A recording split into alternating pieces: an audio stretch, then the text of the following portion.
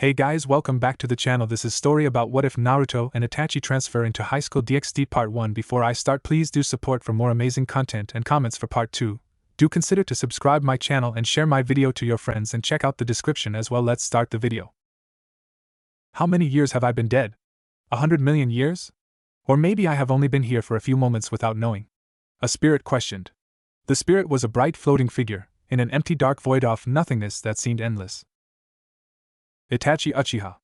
A deep echo through the empty space, waking the spirit whom opened his eyes. Yes?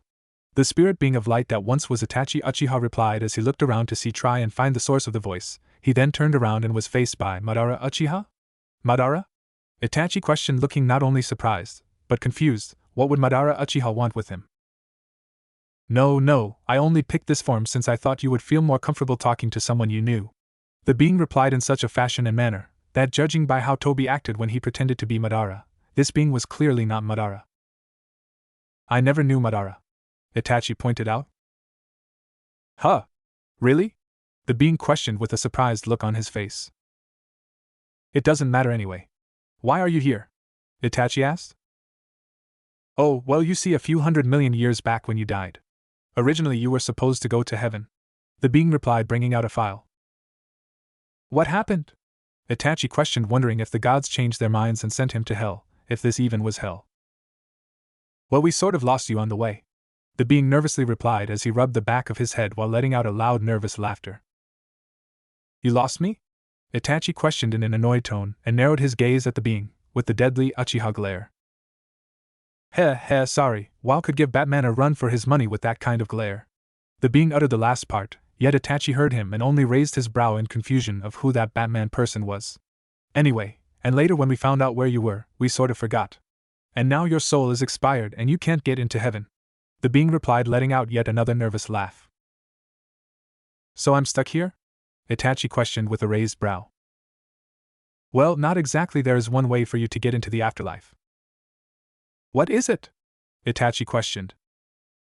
We could give you a new life, and when you die then we will try not to lose you again, the being replied.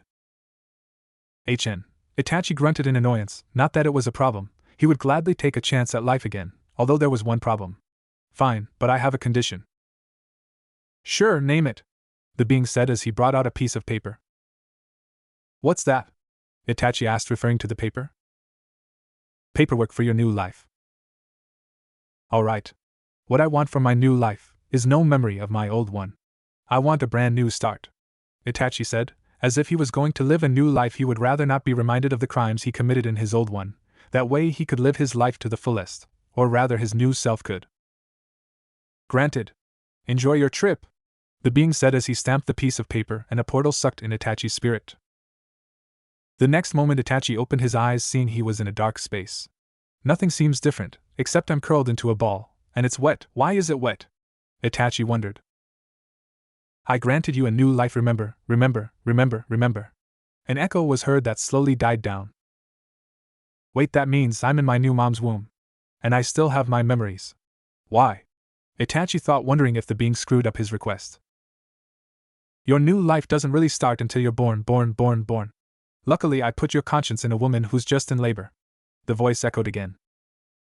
Itachi saw a bright light coming from a hole. Slowly he crawled towards it as he was also pushed out. It's a boy, the doctor said, lifting Itachi up and then wrapped him in a towel. Here you go, miss. The doctor handed him over to a brown-haired woman that was tied into a ponytail. Her eyes were light brown. She looked slightly weak due to having gone through childbirth. She looked at him with a motherly loving smile.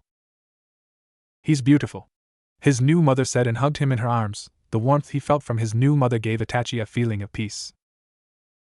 What are we going to name him? A man with short brown hair, brown eyes. His clothing consisted of a business suit. He also had a pair of glasses. Itachi, his mother replied, making Itachi widen his eyes in surprise that he was given the same name he had in his previous life. Why Itachi? The father asked. I don't know, it just popped into my head, the mother replied. Time suddenly froze, making everyone incapable of moving except Itachi, who looked around. When he saw a portal open in the middle of the room with the being with Madara's face popped out, wiggling his eyebrows, clearly showing he was responsible for the name that popped into his new mother's head. Why do I still have my memories? Itachi questioned in a baby-like voice. Whops. Almost forgot. The being replied and poked Itachi on the forehead, and he went back into the closing portal. As the portal almost closed, the being hand stopped it from closing and he stuck his head out yet again. Oh. Right. Do you still want your powers? Gugagaga. Itachi replied in baby language. Oh crap. Well, I'll just seal them inside you, and you can unlock them if you ever get in a dangerous situation. Although that would mean I will have to add your old memories, I'm just going to stick it into the very corner of your mind. It will be like you have multiple personalities, I guess. Bye. See you next time you die. The being replied as he vanished and time once again moved, leaving a confused baby Itachi. 18 years later. Itachi woke up from his bed, he rubbed his eyes and let out a small yawn. He was wearing a simple black V-neck shirt and his boxer shorts. He looked out his window seeing that the sun hasn't even gotten up. He went out of his room and headed to the bathroom. Itachi felt relaxed as the hot water from the shower ran down his face and long raven black hair. Once he was done, he dried himself with a towel and then wrapped it around his waist. He then went in front of the mirror and tied his hair into a long black ponytail. He cleared the bangs from his eyes, revealing his black eyes. He then went back into his room and dressed himself with his school uniform. The uniform consisted of a black blazer with white accents over a white, long-sleeved button-down shirt, a black ribbon on the collar, matching black pants, and brown dress shoes. He looked around his room that had a large bookshelf with books on ninja history. It had also a various bunch of kunai and shuriken collection, a katana in a black holster hanging above the door, some martial arts trophies, and they were all first place. It also had some ninja anime posters hanging on the wall. Itachi didn't know why, but ninjas fascinated him. It fascinated him so much that he was willing to watch animes with ninjas or about ninjas. Itachi then saw that the sun had gotten up and that school would begin soon. Guess I should wake the idiot, Itachi said to himself and headed for the room across the hall. Knock, knock. Itachi knocked on the door. Wake up, little brother. School starts soon. Why can't you just let my alarm clock wake me? The voice of his little brother questioned in a groggy-like tone. Because if I do that, you'll be late for school, Itachi replied. Itachi, would you wake Issei? His mother asked from the kitchen downstairs. Already working on it, Itachi replied. He then placed his hand on the doorknob. You better not be masturbating in there, Itachi said, recalling all those close calls as his brother would call them. No, I'm not, Issei said, sounding a little embarrassed that his brother thought he would do it in the morning. Itachi opened the door to see his little brother sitting on the bed with a sleepy look as he let out a big yawn. Hurry up and get ready, breakfast is almost done. Yeah? Issei said, letting out yet another yawn. Issei had short brown spiky hair with several bangs covering his forehead. He had light brown eyes like their parents, unlike Itachi, who neither had brown hair nor brown eyes. After breakfast, the brothers headed to school. Issei wore the same uniform as Itachi, only that Issei had his white shirt open with a red t-shirt under it. Yo! Issei!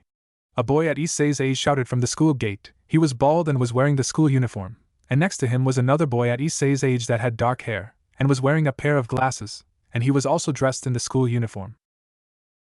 Matsuda! Motohama! Issei shouted back to his friends. Hey, want to go peek at the kendo girls changing later? Motohama asked with a perverted face. Hell yeah! Issei replied, looking like an excited kid going to the candy store. Oh no, you won't, Itachi said, grabbing Issei on the shoulder, squeezing it a little, so that Issei flinched a little. Pretty boy, Matsuda and Motohama said with hate in unison, directed at the older Hayate. Why not? Issei questioned, looking like a child that has been denied candy.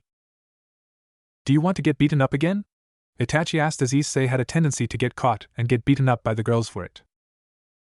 I won't get caught, Issei replied. You always say that, but you always get caught, Itachi said as he released Issei from his grip. Why does it matter to you? Issei questioned, sounding a little annoyed, as he wasn't sure how this could possibly affect Itachi in any way. I'm your older brother, people will judge me just because you can't keep it in your pants, Itachi replied with a deadpan expression, when in reality, he just didn't want to see Issei get hurt, but he wasn't about to say that. Well, I'm sorry for being a pervert, Issei said with sarcasm. Look, I'm not saying it's wrong that you're interested in the female body. However, you shouldn't show it 24/7, Itachi said with a stoic expression, as he remembered his brother being like this ever since he was a little kid, when he ran around flipping up girls' skirts. And you should especially be careful, considering this school used to be an all-girls school, and the female population still heavily outnumbers the male population. Meaning there are a lot of people here eager to beat you up because of your interests in the female body. Look, I can't help it. Boobs are the best. Boobs are justice. Issei shouted without shame and with such passion. Whatever. Itachi said, and then he walked away. Itachi walked through the gates of the school and instantly. It's Itachi-sama. A girl squealed. He's so cool. Another girl squealed. Marry me. Yet another girl squealed.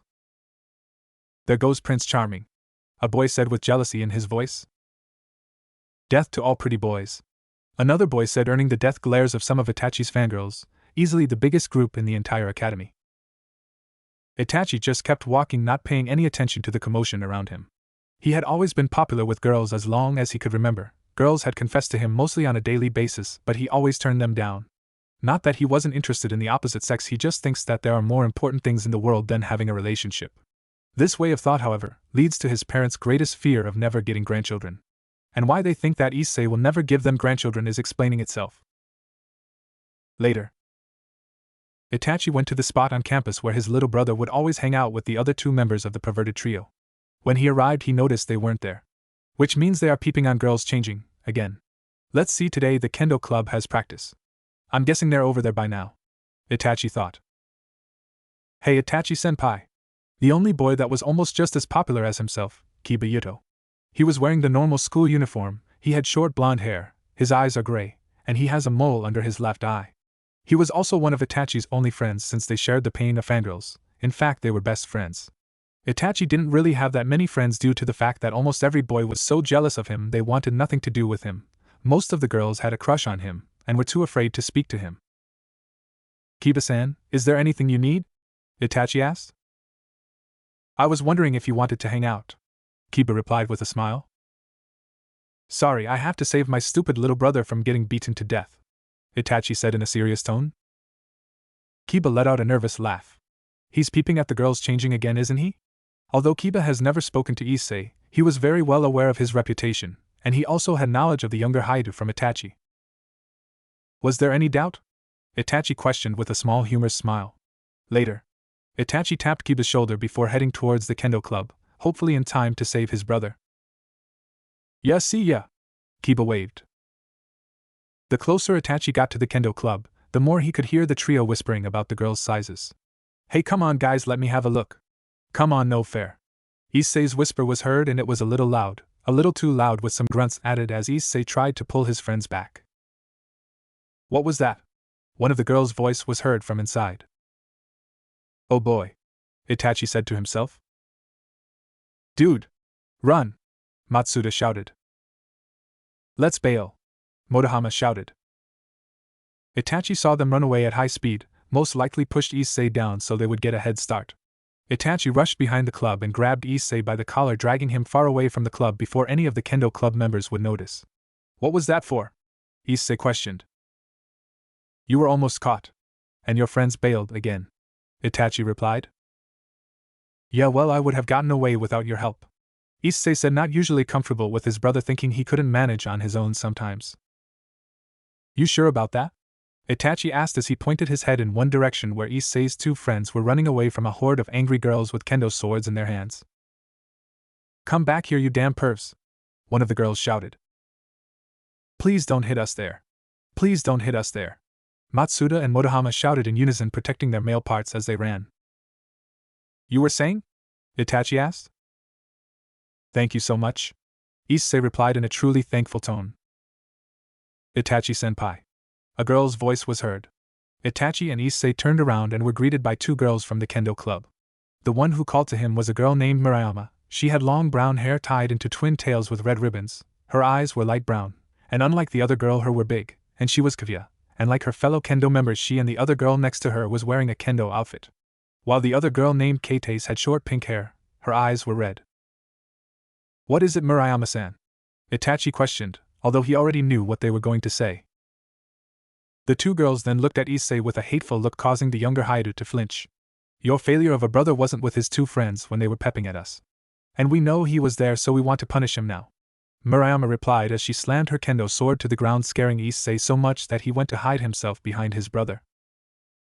That's impossible, he's been with me this whole time. Right, Issei? Itachi asked his little brother, who responded by nodding several times. This time he was with me. That's unless you think I'm lying. Well, no, I don't think that senpai is a liar, Murayama said with a small blush, avoiding Itachi's gaze. Yeah, we're sorry to take so much of your time, Itachi-senpai, Keitei said while also blushing a little. Oh, it's no trouble, Keitei-san. Besides, it is understandable why my brother and his two friends usually peek at you. You two are so lovely after all, Itachi said with such a kind smile, making the two of them blush even more. See you later, senpai, the two of them said in unison before walking away while they were blushing madly. How do you keep doing that? Issei asked when he saw that they were gone and that he was safe. I'm not proud that I lied to them to save your skin. And as for how I do that, let's just say having good looks and a good reputation really helps, Itachi replied. Come on, let's go find what's left of your friends. I think they ran towards the old school building, Issei said, pointing at a building between a few trees.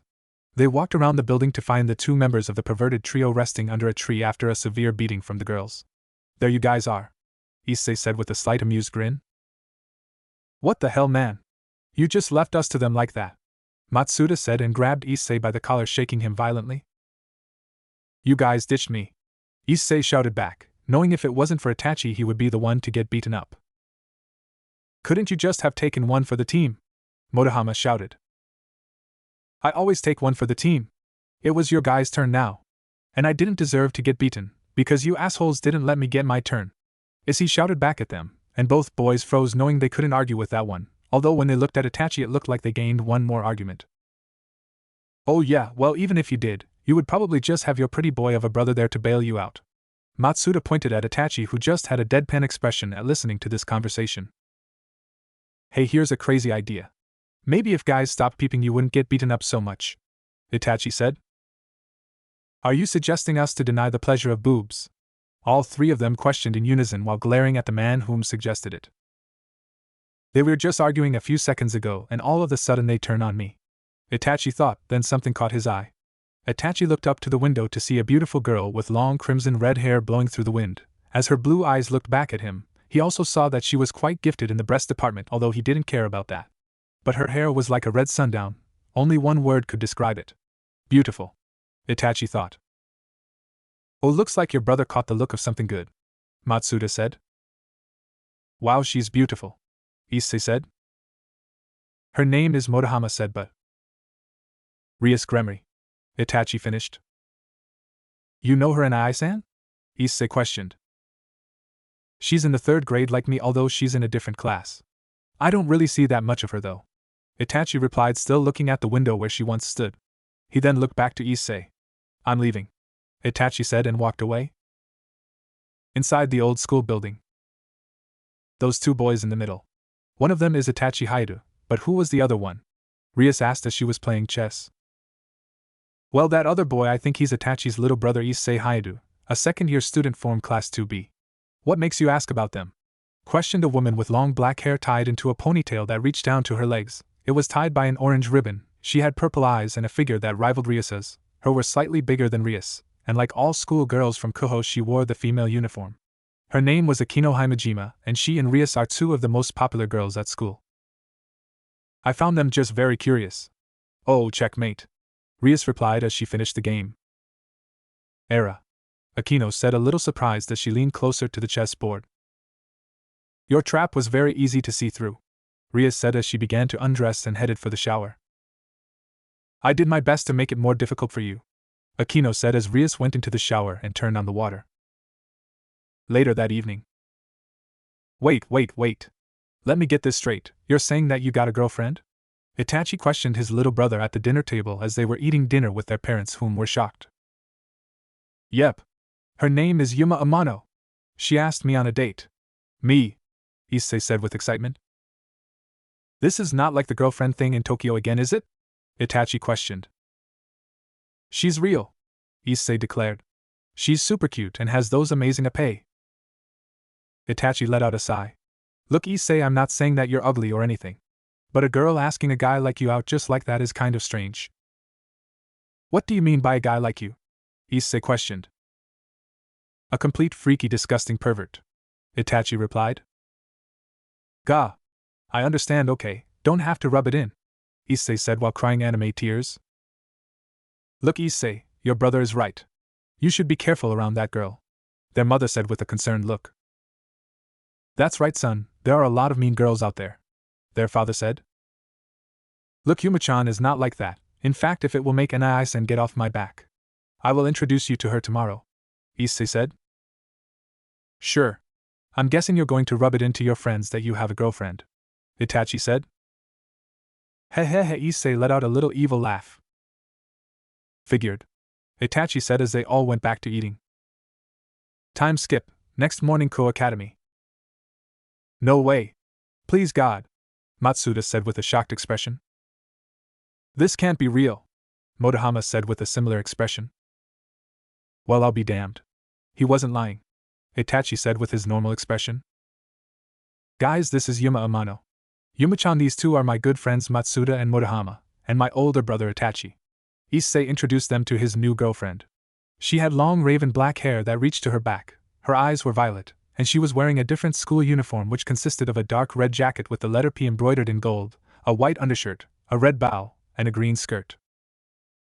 It's nice to meet you, Yuma said with a smile which made Itachi narrow his eyes. Itachi walked up to the girl and stretched out his hand. Nice to see that not everyone minds my brother's perverseness. He's just a healthy boy that way, right? Yuma said with a smile and shook Itachi's hand. Mind if I ask? What is it you like about my brother? Itachi questioned. He's nice, gentle, and kind, Yuma replied, smiling. Ah, I see, Itachi said, smiling. Well, I'll be on my way. Later, Itachi said and walked up to Issei. Be careful around her, her smile is fake, Itachi whispered to Issei before walking away, leaving Issei, whom only raised his brow in confusion at his brother's words. Later, Itachi's room. Itachi was resting on his bed while looking up the ceiling. That girl, something was wrong about her, Itachi thought as an image of Yuma flashed through his mind. She didn't just feel right. I can't describe it, but it felt evil. Itachi got out of his bed and looked out the window to see that the sun was about to go down. They're on their date right now. Issei said he was going to finish it by the park. I feel like I should do something. Itachi looked at the katana hanging above his door. Itachi clenched his fist. He grabbed the katana and rushed his way downstairs. I'm going for a walk, Itachi said before he ran out of the door and rushed towards the park. Damn it, what am I doing? All because of just a hunch, but I can't shake the feeling in my stomach that Issei is in trouble, Itachi thought as he ran towards the park. Itachi looked towards the sun that was going down. Itachi arrived at the park and saw Issei with his girlfriend by a fountain. He saw that Yuma's outfit changed into some black strap-like objects that went around her. A thong-like piece held around her hips, black leather gloves, black thigh-high boots, her eyes looking more evil, as she grew black feathered wings. What the? Itachi questioned as halted, and then he saw that she made a spear of light. Itachi ran towards Issei at full speed. Yuma-chan, Issei uttered in confusion and tried to get back up. Please die, Yuma said as she threw the spear. However, Itachi arrived and pushed Issei to the side before the spear hit, as it stabbed into the ground. What the? Yuma widened her eyes a bit. Nisan? Issei questioned in surprise, looking stunned. Itachi turned towards Yuma with an angry expression and while growling, as he brought his katana forth. I will not let you harm my brother, Itachi said in a threatening tone, however Yuma only smirked. Foolish boy. What makes you think you could stand up to me? Yuma questioned in a mockingly tone while letting out a menacing giggle. Itachi charged at Yuma and swung his blade at her, but Yuma backed away and flew up to the air. Yuma brought out another light spear and threw it at Itachi. Itachi leaped to the side, dodging the spear. Itachi charged at Yuma and suddenly felt something piercing through his gut. He looked down to see another light spear, although the shape and color was different from Yuma's. Rainier, why are you playing around with this human? Said a man wearing a pale violet trench coat. He was wearing a black fedora. He had black hair and blue eyes. Like Yuma or Rainier apparently, had black feathered angelic wings. Who are they? Itachi questioned as the spear vanished and left a hole in his gut. He clutched his hand over his stomach as blood gushed out from his wound. Nisan! Issei shouted in horror. Run, Issei, run, Itachi said as he struggled to get back up and staying conscious. Nisan, I can't just leave you here, Issei shouted as tears began to run down his cheeks. It's fine, just go, Itachi shouted as he began panting. his heart began beating faster from the adrenaline, and his blood was boiling, his eyes feeling like they were on fire for a second. "You think we'll just let you walk away?" Reina said as she made another light spear and threw it towards Issei. The spear approached Issei, who had frozen in fear on the spot, unable to move a muscle. Blood began to drip down on the ground. The two fallen angels widened their eyes as Issei stared in shock. "Nisan," Issei said as he looked at Itachi, who had caught the light spear with his hand, that had blood dripping from it. Itachi panted and had bangs covering his eyes. Itachi looked up, showing that his eyes were now red with 3 black tomos with a black dot in the center. "You will not hurt him," Itachi said in a threatening, growling tone as he threw the light spear to the side and it vanished. "Those eyes? Is that a sacred gear?" the man in the fedora questioned. "I don't know. I have heard of some eye sacred gears, but nothing like this. It doesn't matter anyway, let's just kill him, Danasik," Reina replied. "Let's just finish this," the man now known as Danasik said, and made a blue light spear and threw it at Itachi. As the spear approached Itachi at high speed. However, for Itachi, due to his Sharingan, everything was moving in slow motion. So Itachi simply stepped to the side, dodging the spear. "Too slow," Itachi said. "No way!" Danasik shouted in shock as Itachi suddenly vanished, and then appeared behind Danasik with his katana raised above his head and swung it down. Slice! "Aha!" Danasik cried out in pain as his left arm was cut off from the shoulder and down. Blood gushed out from his socket as he clenched his hand above it. "You filthy human!" Danasik shouted in anger. Itachi then leaped to the side, dodging 2 light spears from Reiner, who threw several of them rapidly while flying in the air. Itachi was about to charge, when suddenly more blood gushed out from his wound, making him fall down on his knees. "Damn it!" Itachi growled and vomited out more blood. "Nisan! Gyu!" Issei shouted and was suddenly pierced through his gut by a light spear from Reiner. The spear vanished, leaving a hole in his gut as blood gushed out from it.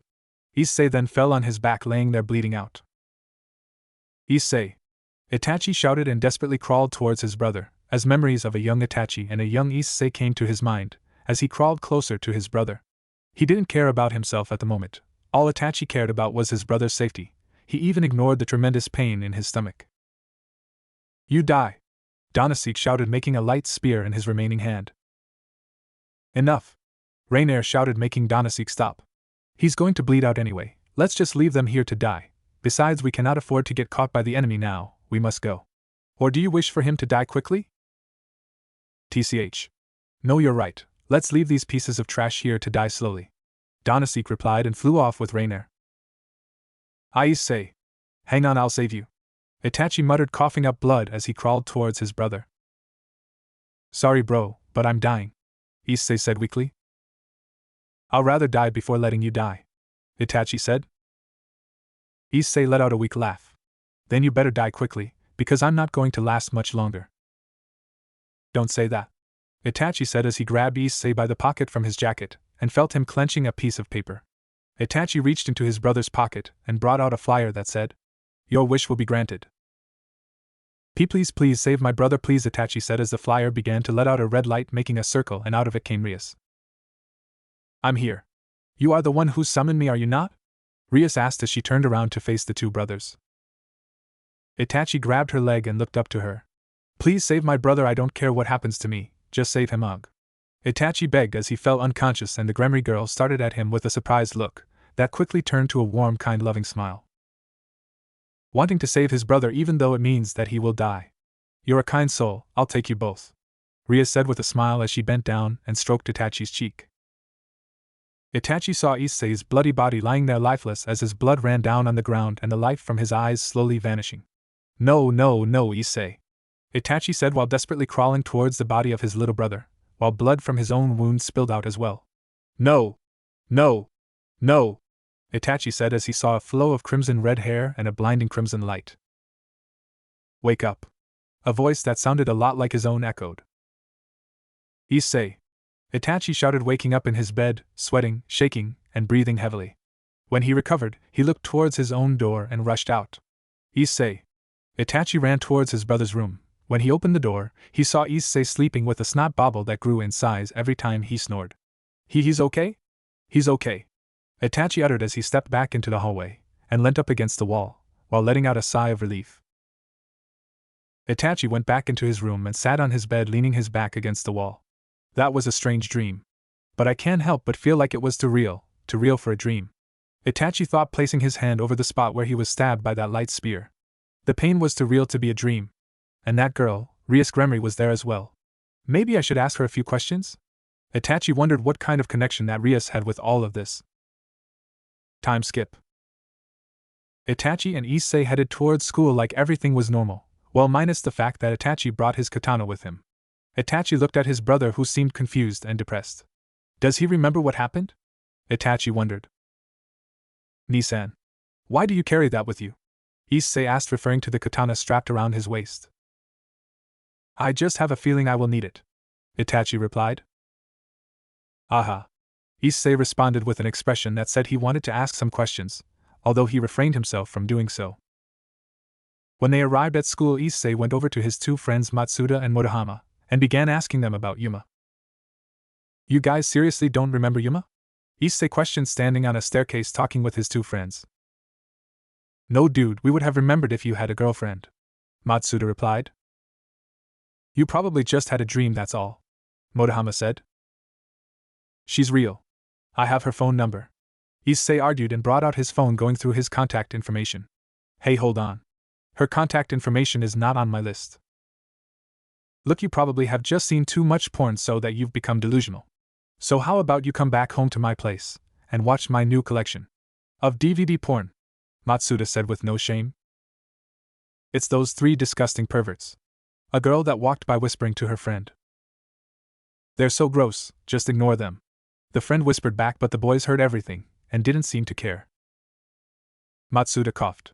I mean my collection of gentleman videos, he whispered to his friends, to which Motohama got excited, but Issei looked like he was deep in thought. Itachi stood in the hall below the staircase listening in on the conversation. So, he does remember. But why doesn't anyone else remember? And why was that Yuma girl's contact information gone from Issei's phone? Itachi questioned to himself. Something strange is happening. And I'm sure that Rias have the answers I'm looking for. Itachi went over to the old school building. He walked in and walked until he came across a door. This is the room where I saw her standing in the window. Itachi knocked on the door and waited for a reply. Come in. Rias's voice was heard. Itachi opened the door and saw Rias standing there wearing nothing but a towel wrapped around her. Hey. Itachi hired her, right? Rias asked, not seeming to care about her current situation, and merely smiled at him. I'm sorry. Itachi tried to remain calm and turned around. Why are you here? Rias asked. I have something to ask you. Itachi turned around to see that Rias wasn't done changing and was putting on her underwear. Sorry. Itachi turned away again, this time with a faint blush. Like any boy his age, Itachi did have certain urges, just that he never expressed them or even cared that much, and like any young man his age without much experience, didn't know what to do here, or how to even react. Are you done? Itachi asked. I'm done, Rias replied. Good, then back to Itachi stopped mid-sentence, seeing that Rias had her shirt open while leaning down, showing her cleavage, and she was standing right in front of him. I thought you said you were done? Itachi questioned, and when he realized he was still looking, he turned away. Your reaction is just so cute, I couldn't help it, Rias replied with a small giggle, which embarrassed him even further. For crying out loud, could you please stop that? Itachi pleaded, still with his back turned. Okay, I'm done for real this time, Rias said while struggling to hold back her giggles at his reaction. Itachi turned around slowly, and this time it was true. Itachi then gave a light cough as he returned to his stoic expression. About last night? Last night? Rias questioned while tilting her head to side. That girl and that man that killed me and my brother, Itachi replied with his deadpan expression, knowing she knew what he meant. What was that? I remember when they left you arrived. Well, I think I should explain it when both you and your brother are here, Rias said, sitting down at her desk. So it wasn't a dream? It did happen? Itachi questioned with his eyes narrowed. Yes, it may seem hard to believe. But it happened, all of it, Rias replied with her cute, carefree smile. But why not tell me now? Itachi questioned as he wanted to know what was going on. Your brother is involved in this. Don't you think it would be better to explain it to you both? Rias asked, although Itachi didn't want that, considering they almost died. He didn't want Issei to get involved in this. I would rather keep him away from dangerous things, Itachi replied. You really care about him? But I will say it's a bit too late to keep him away from what's going on. Rias said, implying that Issei was already in this whether he knew what said thing was or not. Do you mean that he's in danger? Itachi questioned, grabbing a hold of the katana handle, ready to rush out and protect Issei. If that girl that tried to kill him finds out that he's still alive, might put him in danger. Rias replied, this time with a more serious expression and tone. Shouldn't we do something? Obviously, you are like them in some way. Itachi shouted, seeming a little irritated that she didn't exactly find the need to go and help Issei right now. He will be fine. Relax, he's not in danger at the moment. Rias said, which made Itachi raise his brow. Was she keeping an eye out for Issei or something? So that she could tell if he was in danger or not? Did she do the same thing to him as well? Rias then reached underneath her desk and brought out a chess board that had white pieces and read. Want to play some chess? Rias asked. My little brother's life might be in danger. And you want me to play chess? Itachi questioned, to which Rias nodded. Well, if she knows that he is safe and knows if any danger approaches. Sure. Tap. Rias moved a chess piece. Have you ever played before? Tap. Itachi moved a piece. Yes. I used to play in small tournaments. Itachi replied. Your move. Tap. Didn't you play with your friends? Tap. I didn't have that many friends growing up. And those that weren't exactly interested in the game. Tap. You seem like a nice guy. Why didn't you have that many friends? Rias questioned. Tap. Most people found me to be a little socially awkward sometimes. That and most of the boys from my schools were jealous of me for being talented in academics and popular with the female population. And most girls had such a crush on me they were too embarrassed to stay in the same room as me for too long, that or too afraid to see what any fan club members would do if they got too close. Itachi replied with his eyes focused on the game. Tap. Seriously? That sounds kind of unfair. How many friends have you actually had? Rias asked. Tap. In total I would say about 8. Itachi replied with his normal deadpan expression. Tap. That's so sad?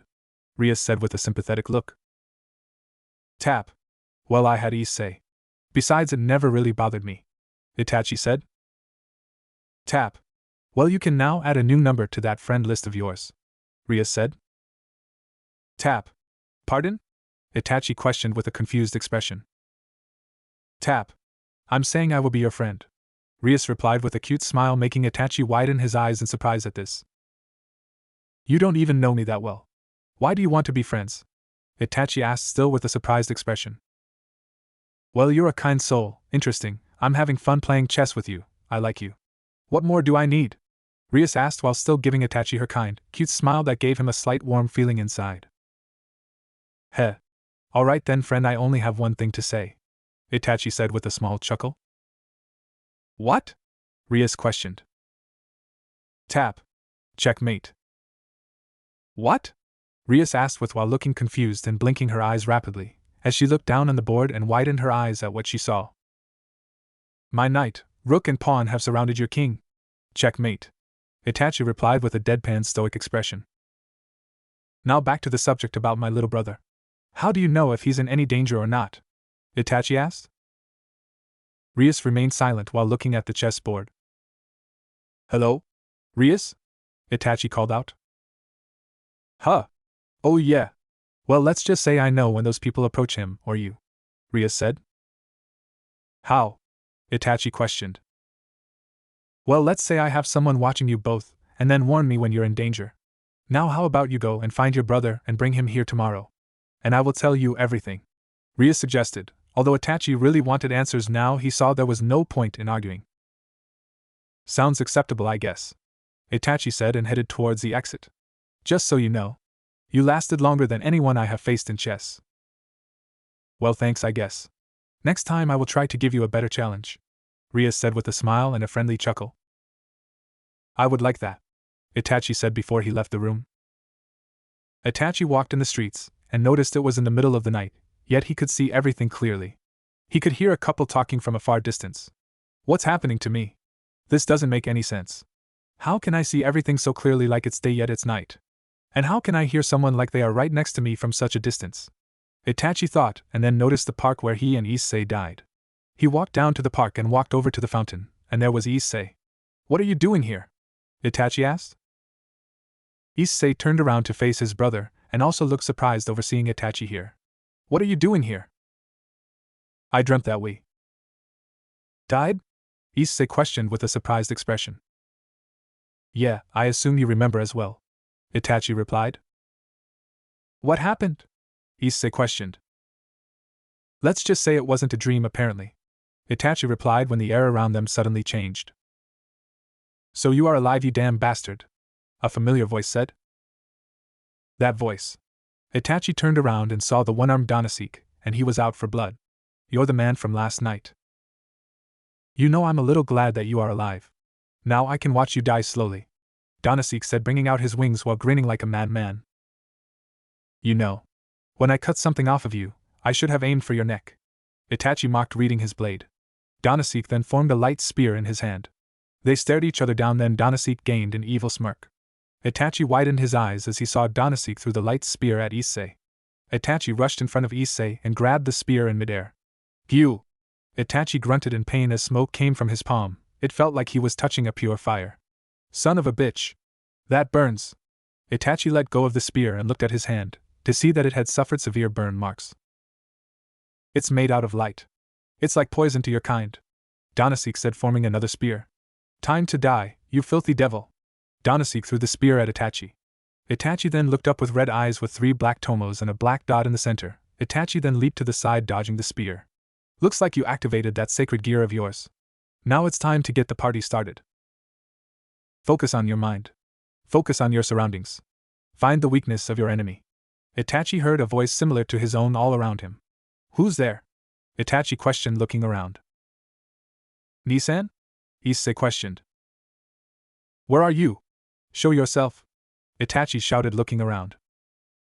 Has he gone insane? Danasik questioned, forming another light spear. Heh. Oh well, Danasik said with a small chuckle and threw the spear at the confused Itachi. Dodge! The voice shouted, snapping Itachi out of his train of thought. He turned around to see the spear flying towards him. Itachi leaped to the side, dodging the spear. Where are you? Who are you? Itachi questioned, seeing as nobody else could hear that voice. Down here, the voice said as Itachi directed his attention to the fountain. He looked down and saw his reflection. However, in the reflection he looked different. He looked slightly older. He wore a black high-collared cloak with red clouds on them. He had a headband on his forehead with a symbol on a metal forehead protector that looked like it had been cut. His hairstyle was the same, and the eyes were also red with the black tomos and the black dot in the center. What the? Itachi questioned in confusion. Don't ignore me! Danasik shouted, throwing another light spear. Itachi leaped away from the fountain as it was destroyed by the light spear. I suggest you end this before his friends show up, the voice warned. Are you in my head? Itachi questioned. More like a part of your consciousness. Let's just say I'm something you forgot a long time ago, the voice replied. Danasik made another light spear. I will kill you! Danasek shouted when suddenly he was hit from behind at the back of his head by a large stick that broke in half when it hit him. Who dares? Danasek turned around in rage to be faced by Issei. I don't care what you are. Or who you are. No one attacks my family, Issei shouted as he threw a punch, hitting Danasek in the face, sending the man back a few steps. You will pay for insulting me like that, you brat! Danasek growled and kicked Issei to the side and formed another light spear. I will kill you first. Danasek threw the spear. In the next moment a large gush of blood hit the ground. Issei had his eyes widened with sweat running down his forehead. Nissan! Issei muttered when he saw the spear piercing Itachi's gut while he stood in a defensive manner in front of Issei. Blood dripped on the ground. That was meant for me. Why? Why did you take the hit? Issei questioned with tears running down his cheeks. It's a big brother's job to protect his little brother, Itachi replied, pulling the spear out from his gut as more blood gushed out in a puddle beneath his feet. And if that means death, then so be it. Don't be stupid. Let's just run away and get you some help, Issei shouted with tears running down his face. Why, you haven't even had a girlfriend yet.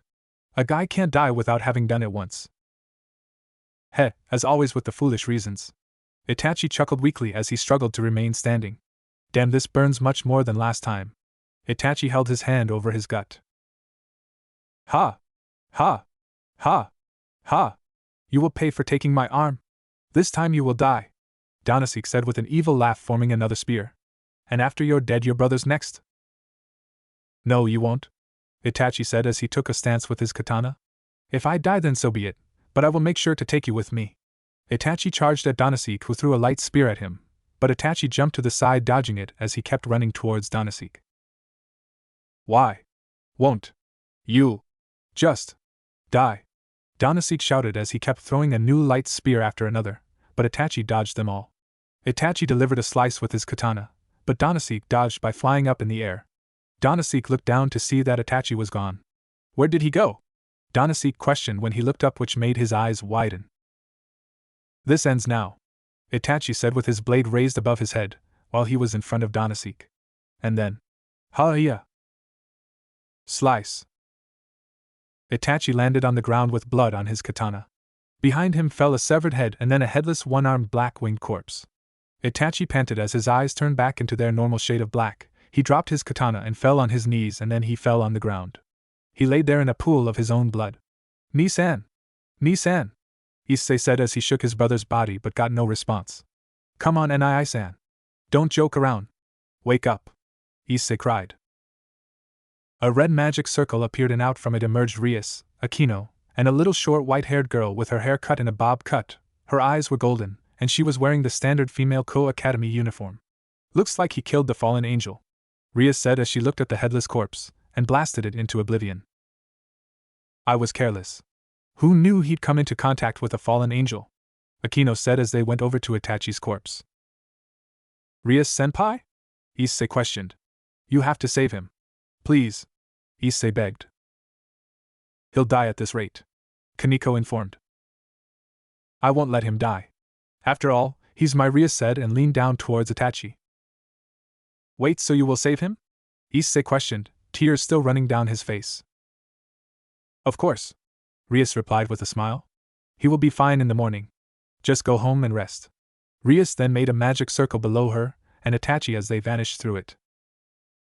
Next morning, Itachi was standing in front of a lake with a dark-haired man that was wearing a green vest and a dark shirt underneath.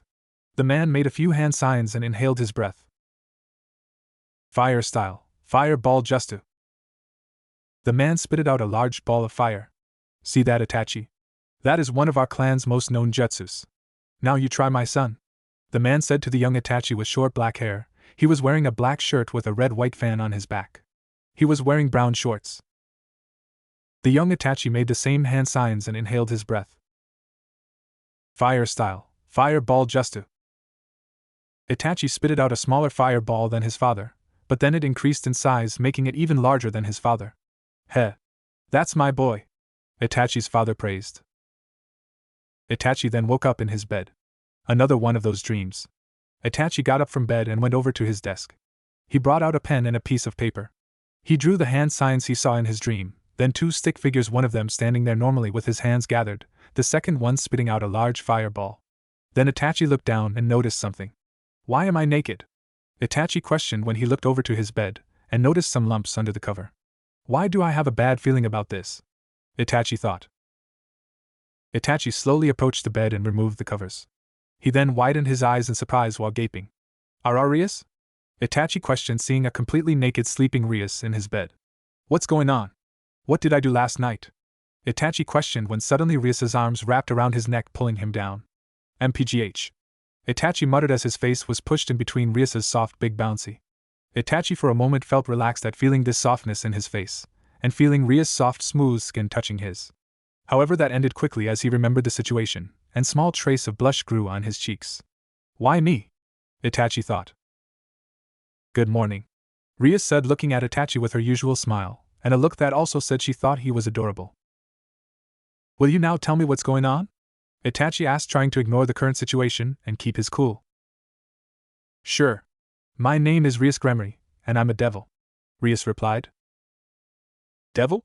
Itachi questioned with widened eyes, as Rias stroked his cheek gently. That's right. I'm also your master.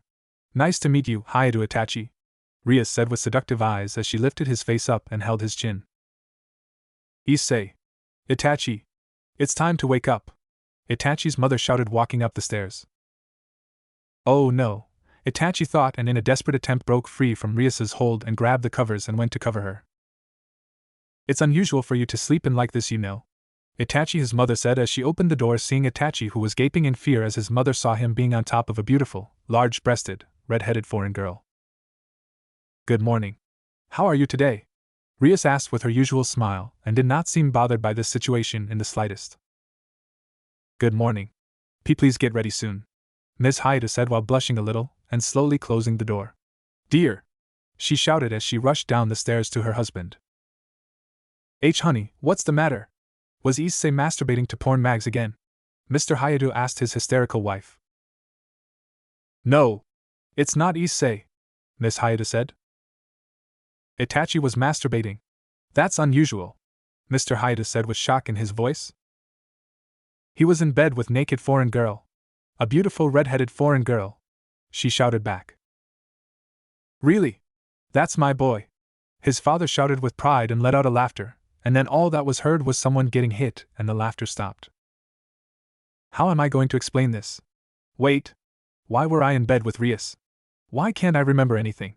Let's see, we were playing chess. I then left and went to the park, found Issei, met that man with the wings again, fought him, got stabbed again protecting Issei, and then I killed the man, and everything after that is a blank, Itachi thought while rubbing his head. You have quite an energetic family, Rias said sitting on Itachi's bed, still naked. Look, you know I can see everything, right? Itachi asked as he got a good look, before looking down. Yes. You may look at them if you want, Rias replied, thinking Itachi was like most boys. What? No, could you please put some clothes on? Itachi asked, shocking Rias a little. You know most guys would have wanted me to stay naked, Rias said, bending down to Itachi's eye level. Then again, I think you're the only guy who has actually seen me naked. Well, I'm not most guys. And before you ask, I'm straight, Itachi said, making Rias let out a small giggle. Yes, I can see that, Rias said as she looked down on Itachi. I believe this is considered to be quite impressive, Rias said while still looking down on Itachi's lower area, whom finally realized and turned around. It's just a morning reaction, Itachi uttered, to which Rias gave a teasing smile. Oh? Sure, me being here like this hasn't got anything to do with why it's still standing? Rias said in a more teasingly tone. Itachi didn't even bother to respond, as he didn't find anything to reply with. Rias went over to her clothes and put her panties back on. Is your stomach okay? Rias asked, making Itachi look a little confused. Where you were stabbed. Itachi looked at his stomach, seeing it was completely fine. In fact, it looked like nothing happened. It's healed. Itachi then remembered that he was still naked and instantly went over to his drawer and grabbed some boxers. Good to hear it. You must have an unexpectedly sturdy body. Rias bent down and grabbed her bra. She put her in each of the cups. A fatal wound like that healed overnight, after all. What do you mean by healed? Itachi questioned, putting on more clothes. I shared some of my demonic powers with your weakened body, Rias said and turned around. Mind hooking my bra? Rias asked. Itachi let out a sigh. Sure. But you have to answer some questions for me, Itachi said. Fine, what do you want to know? Rias asked as Itachi was hooking her bra. Why were you and I naked in bed? Itachi questioned. I told you. I shared my demonic powers with you so you could heal up, thus I had to hug you naked, Rias replied. Hugging me naked? Itachi questioned as an image of a naked Rias hugging him in bed came to his mind. Was that really needed? Pretty sure Issei would have loved it though. It's alright. I'm still a virgin, Rias informed. Well, that's a relief, Itachi muttered when Rias suddenly placed her hand on his chin, bringing their faces closer to each other. This world is full of mysteries, Rias said. Mysteries? That reminds me, Rias? Itachi asked. What is it? Rias questioned. You were talking about devils earlier, Itachi said. That's right, I'm a devil. And also your master, Rias said as she slowly removed her hand from Itachi's chin. May I call you Itachi? Time skip, Ko Academy. And no way. It can't be, a boy shouted in shock. No way, a girl cried. Rias senpai has been taken. Another boy cried as Rias walked through the school gates with Itachi right behind her, and with Issei not far behind, sending death glares at his brother like most of the boys. Why did it come to this? Itachi asked himself with an annoyed expression. He then saw that Rias wasn't really faced by what people said, while neither was he for that matter. I'll send someone to fetch the two of you later, Rias informed when they entered the school building. Fetch us? Issei questioned. Very well then, Itachi said. Then Rias walked away. Shouldn't you follow her to class or something? Issei was about to ask his brother a question, when all of a sudden Matsuda came out of nowhere and punched Issei in the face, sending him flying into a pillar with his face first. What the hell, man? What do you think you're doing walking to school with a hot chick like Rias-senpai? You traitor! Matsuda shouted with tears running down his face. Now Matsuda, there's no need for that, Motohama said as he placed his hand on Matsuda's shoulder. But he totally betrayed us, Matsuda complained. Issei is our friend, let's hear him out first, Motohama said and then pointed at Issei. Where did you go? And what did you do after you left yesterday? Look, I didn't do anything. She was in his bed. And naked for that matter, Issei shouted, pointing at his older brother Itachi, whom had a bored expression. What? Matsuda and Motohama questioned in unison.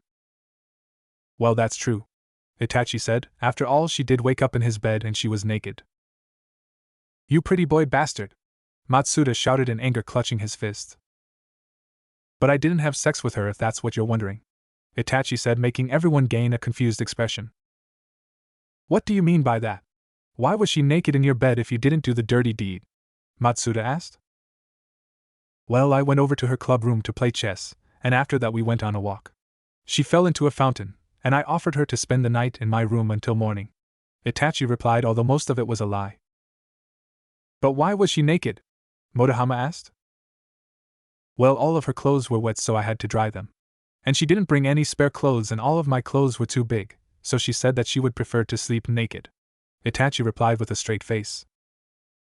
Well, I guess that makes sense. Wait, where did you sleep?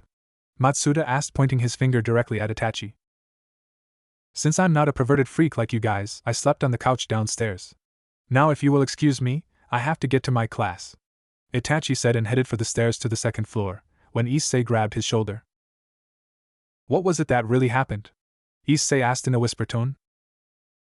Apparently the only way she could heal me was that we hugged each other naked, Itachi replied in a whisper tone. Damn, I'm so jealous, Issei muttered in anger, clenching his fist, but then gained a worried expression. But you're completely healed, right? Yeah, I'm fine, Itachi replied in a whisper tone and kept walking, leaving Issei with his friends. Later. School's over, now it's just to wait for whoever will fetch me, Itachi thought, sitting at his desk. Oi, Itachi! There's an underclassman here to see you, one of Itachi's classmates shouted. Itachi walked over to the door and was met by Kiba. Kiba? Itachi questioned. Yo! Itachi-senpai. Rias Gremory sent me here to fetch you, Kiba replied with a smile. So you work for her, huh? Itachi asked with a narrowed gaze at his best friend.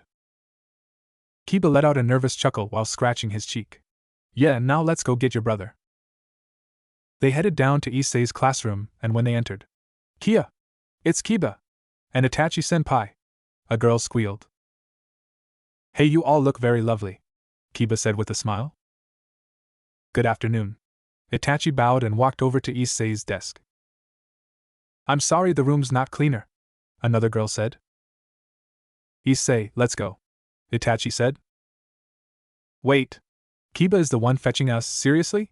Issei questioned. Oh no! Why do they have to go with him? A girl said with disgust directed at Issei. Since we know that Itachi-senpai is immune to his perverted nature, since they are brothers. But don't do it, Kiba, or you might catch pervert, another girl said, treating Issei's perverseness like a sickness. Relax. I promise not to drain any of his pimp juice, Issei shouted and walked with his brother and Kiba. They walked over to the old school building and entered a wood-paneled room, with Victorian-style couches and chairs along the walls. One side of the room looked like it was set up to be a bath, and there was a large circle with some strange markings on it. Where are we? Issei asked, and he spotted Kaneko sitting on the couch eating some sweets. This girl is. She's Tuja Kaneko, a first-year student. This is Hayado Itachi and his little brother Hayado Issei, Kiba introduced, to which Kaneko greeted with a nod. Hello? Issei said, rubbing the back of his head nervously. Greetings, Itachi bowed. Her petite physique and irresistible lowly looks She's not only a popular mascot for guys with that kind of preference but also for other girls. That's Teacher Kaneko. It's such a happy surprise to find out she's an occult research club member. Issei thought with a perverted expression. I know that look. Itachi thought with a sweat drop. Issei then heard the water from the shower. A shower? In the clubroom? Issei thought. I just hope she comes out with more than a towel this time. Itachi thought, remembering what happened last time he came here. Bucho, I brought your clothes, Akino informed. Thank you, Akino. Rias's voice was heard from the shower. Rias-senpai. I knew it. What a fantastic clubroom this is, Issei said with a perverted grin. What a creepy face, Kaneko commented. Try and behave, Itachi said, lightly punching his brother on the head. I can't help it, Issei cried. Era. Look who's here, Akino said, walking up to the two brothers. You two are the new club members, right? Pleased to meet you. Akino bowed, and when she looked back up her boobs bounced. They were slightly bigger than Rias from the looks of it. I'm the club's vice president, Himejima Akino. Pleased to make your acquaintance, Akino said with a small giggle. I am Haida Issei. Nice to meet you too, Issei said with a small blush. Haida Itachi, the pleasure is all mine, Itachi said while giving a polite bow. Thanks for waiting, Rias said, exiting from the shower having changed into her school uniform, while drying her long crimson-red hair with a towel. Sorry I didn't have time to shower at your place. It's no trouble, Itachi said. Well, everyone's here now. We welcome you to the Occult Research Club, Rias said as she sat on her desk while the others sat on the couches. But the Occult Research Club is a mere facade. Nothing more than a hobby. What do you mean? Issei asked. I'm curious to know as well, Itachi commented. I'll be frank. We are devils, Rias said with a straight face. That was indeed very frank, Issei said. The black-winged man you two fought yesterday was a fallen angel, Rias informed, shocking Issei and making Itachi's interest peak. Once angels serving God, they have been cast down to the underworld due to their wicked nature. They're trying to manipulate humans and destroy us devils. Since primeval times, there's been a constant struggle for dominance in the underworld, or hell, as humans call it. There are normal angels, coming here on God's orders to hunt devils. In other words, we have a three-way standoff, Rias said as Issei gained a confused expression, while Itachi was paying as much attention as he could. Do you follow me so far? Rias asked. This is getting kinda too complicated for a stupid high school student like me, Issei said with a nervous laughter. I think it doesn't sound that complicated. She is basically saying that angels, fallen angels and devils have fought a war for quite some time now, Itachi said as he got pretty much most of what Rias was saying. Still a little too difficult for me, but I think I get some of it, Issei said while scratching his head. Amano Yuma, Rias said, shocking Issei at the mention of that name. I'm sure you remember her. You even had a date, after all. I have no idea where you've heard that name, but don't treat it as some occult phenomenon. Frankly speaking, I find it unpleasant. Sorry, but Issei said, standing up from the couch and was about to leave, when Rias placed a photo of Issei and Yuma on the table. Yuma?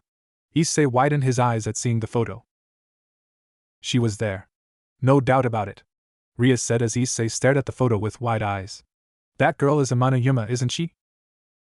Why yes, but how did you get this? Issei questioned. Let me guess, she's also a fallen angel, Itachi said as he picked up the photo, examining it and glaring at Yuma with anger. Indeed, she's a fallen angel, same as the man you fought last night, Rias said.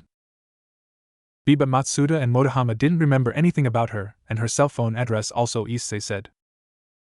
She used her powers, Rias replied, then looked at Itachi. Just like I used mine on your parents. Flashback, this morning, Haida residence. A friend from school? Miss Haida questioned as they were having breakfast. I heard you were naked together in bed, Mr. Haida said as he, like his wife, found the situation shocking. What? Naked? Issei questioned while looking at Itachi in anger. I'm surprised you didn't hear Mom yell to Dad about it this morning, Itachi said with a deadpan expression and a sweat drop. That's how kids hang out nowadays, sir, madam, Rias said, releasing some red aura wave around her. What was that? Itachi questioned. That's a ridiculous reason, Issei said. Is that so?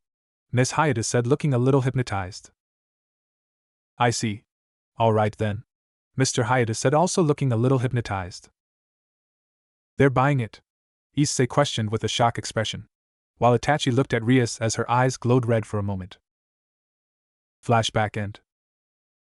Once that fallen angel completed her mission, she erased memories and records of it from you and the people around you, Rias informed. Mission? Issei questioned. Killing you? Rias replied. She came to check whether you have a certain dangerous object in your body. You were killed once that was confirmed. Then why did they kill Nai-san as well? Issei asked. Probably because I interfered. Right. Itachi said and then turned towards Rias. Well, that. And because they discovered that you also have a dangerous object of some kind, Rias replied.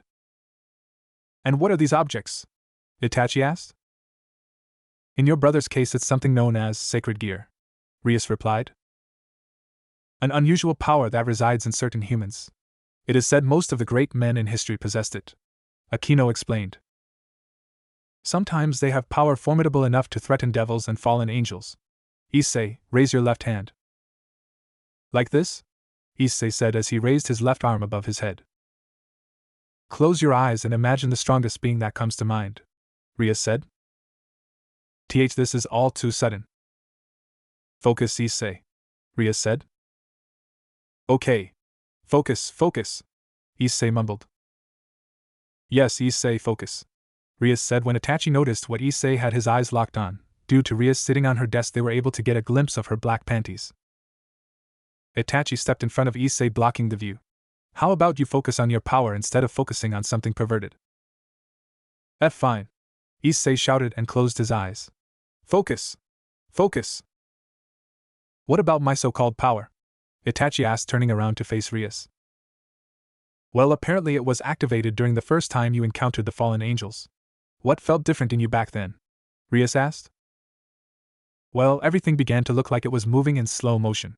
Like my Bison was different, Itachi replied. Then let's see if you can focus the power in your eyes. Try focusing, Rias said. All right then, Itachi said and began to focus his power into his eyes.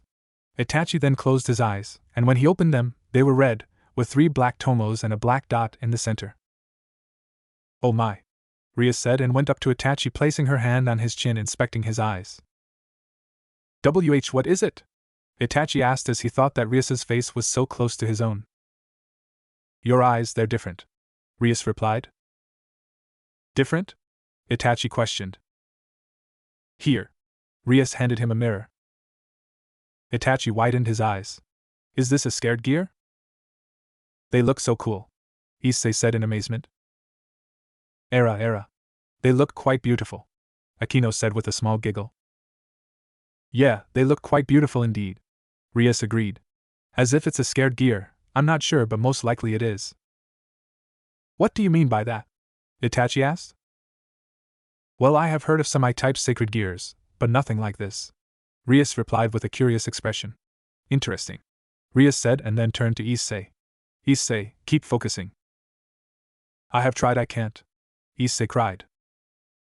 It's all right. We'll take it slow, Rias said. Still, maybe there's been some kind of mistake, Issei said. It's a fact the fallen angels fear it and had you killed, Rias said. But if it's a fact, how come I'm still alive? Issei questioned. How come Nai-san is still alive?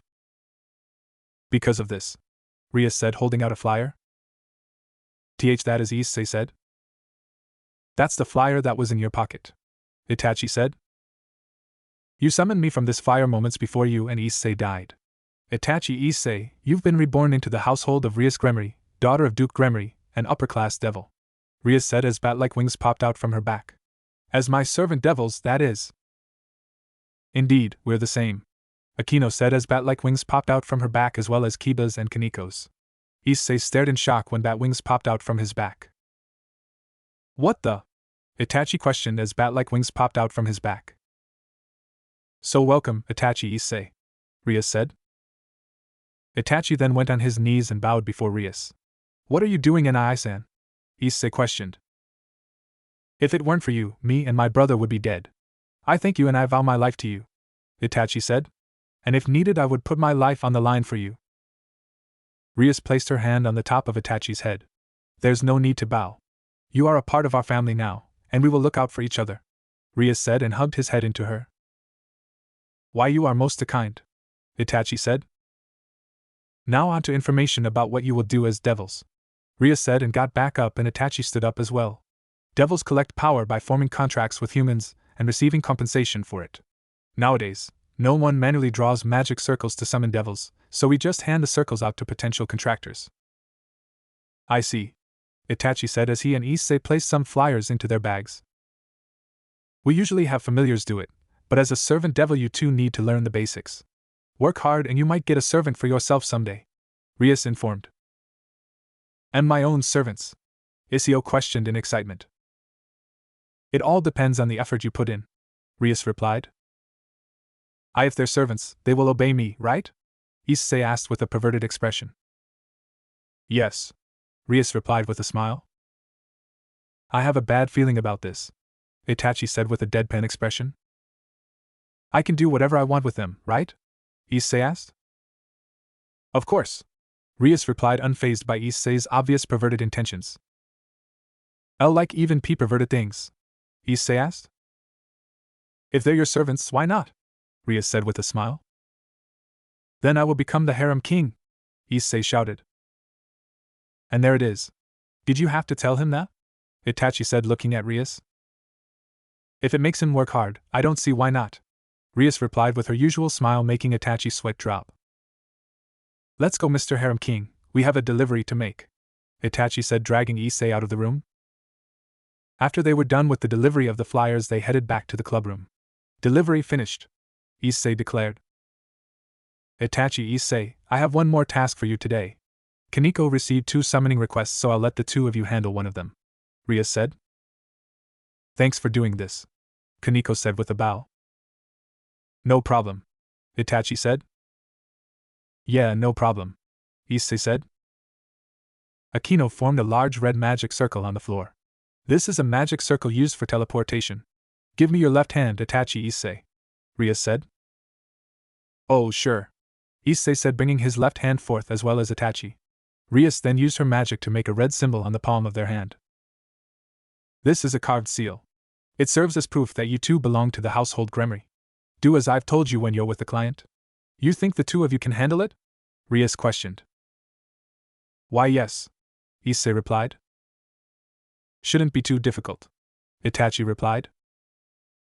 Glad to hear that. Off you go then, Rias said. Yes, the brothers shouted in unison, stepping in the magic circle. They were then embodied by a bright light. Huh? Itachi questioned as he was in a room filled with different mangas, anime figurines, posters, and a man wearing glasses with long dark hair. And Issei was nowhere to be seen. Who are you? Where's Kaneko? The man asked. She was overbooked and me and my brother took this assignment for her, Itachi replied. Where's this brother of yours then? The man asked. He seems to be having trouble with the teleporting thing, I guess. I'm a servant of the Gremmery household, my name is Itachi. Itachi introduced when his cell phone started to ring. Yes? Itachi answered his phone. It seems Issei is too weak in magic power to teleport. So he's on his way now with his bicycle, Rias informed when a crying Issei could be heard in the background. I understand. Thank you, Itachi said and hung up. It seems we will have to wait. An hour later. Itachi and the man was sitting and sipping some tea when someone knocked on the door. The man went to open it and was met by a crying Issei. What took you so long? Itachi asked. Well, sorry for not being able to teleport, Issei shouted. The man handed Issei some tea. Thank you, Issei said. Since the 2 of you are devils, what are your talents? The man asked. Talent, huh? What does Kaneko usually do? Issei asked. There's cosplay and being held in arms, just like a princess. The man brought out a cosplay outfit that was about Kaneko's size. Why, you don't need a devil for that, Issei complained. A small girl like her won't be able to lift me if she's not a devil, the man argued. Well, that's true, Itachi said. I guess you have a point. Issei gave up. Wait. She lifts you? So what can you guys do? the man asked. I can do this, Itachi said as his eyes turned red with 3 black tomos and a black dot in the center. Oh, some kind of devil eyes. Interesting. What about you? The man looked over to Issei. Well, Issei said and went into some stance. Kamehameha. Sorry, I can't do anything yet, Issei apologized. Dragon Ball, huh? Seeing how young you are, you must have watched re-airings. I'm from the first generation. Behold, these are all first issues, the man said, showing them a collection of Dragon Ball manga. You're from the first generation, so what? Issei shouted. What? The man questioned. What's going on? Itachi questioned. I have a special edition of all volumes, Issei argued with the man. You don't know how every Wednesday, the day after broadcast, I traveled across the earth with my comrades to gather energy for the ultimate spirit bomb, the man said, acting like a superior fan than Issei. Didn't you have a job for us? Itachi questioned again but was ignored. I've played hide and seek in the park with my friends, and we found each other by our life energy. I still believe the protagonist, Son Goku, is the world's strongest, Issei said. I think Vegeta is the strongest, the man argued. You could make a case for that too, Issei said. Right. What's going on? Itachi questioned with a sweat drop. But nothing beats Son Goku's Kamehameha wave, Issei argued.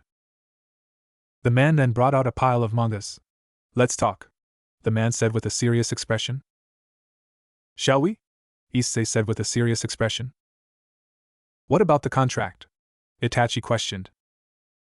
After some debating, Issei and Itachi were walking back to the club. Sorry, Anai-san, Issei said with a nervous laughter.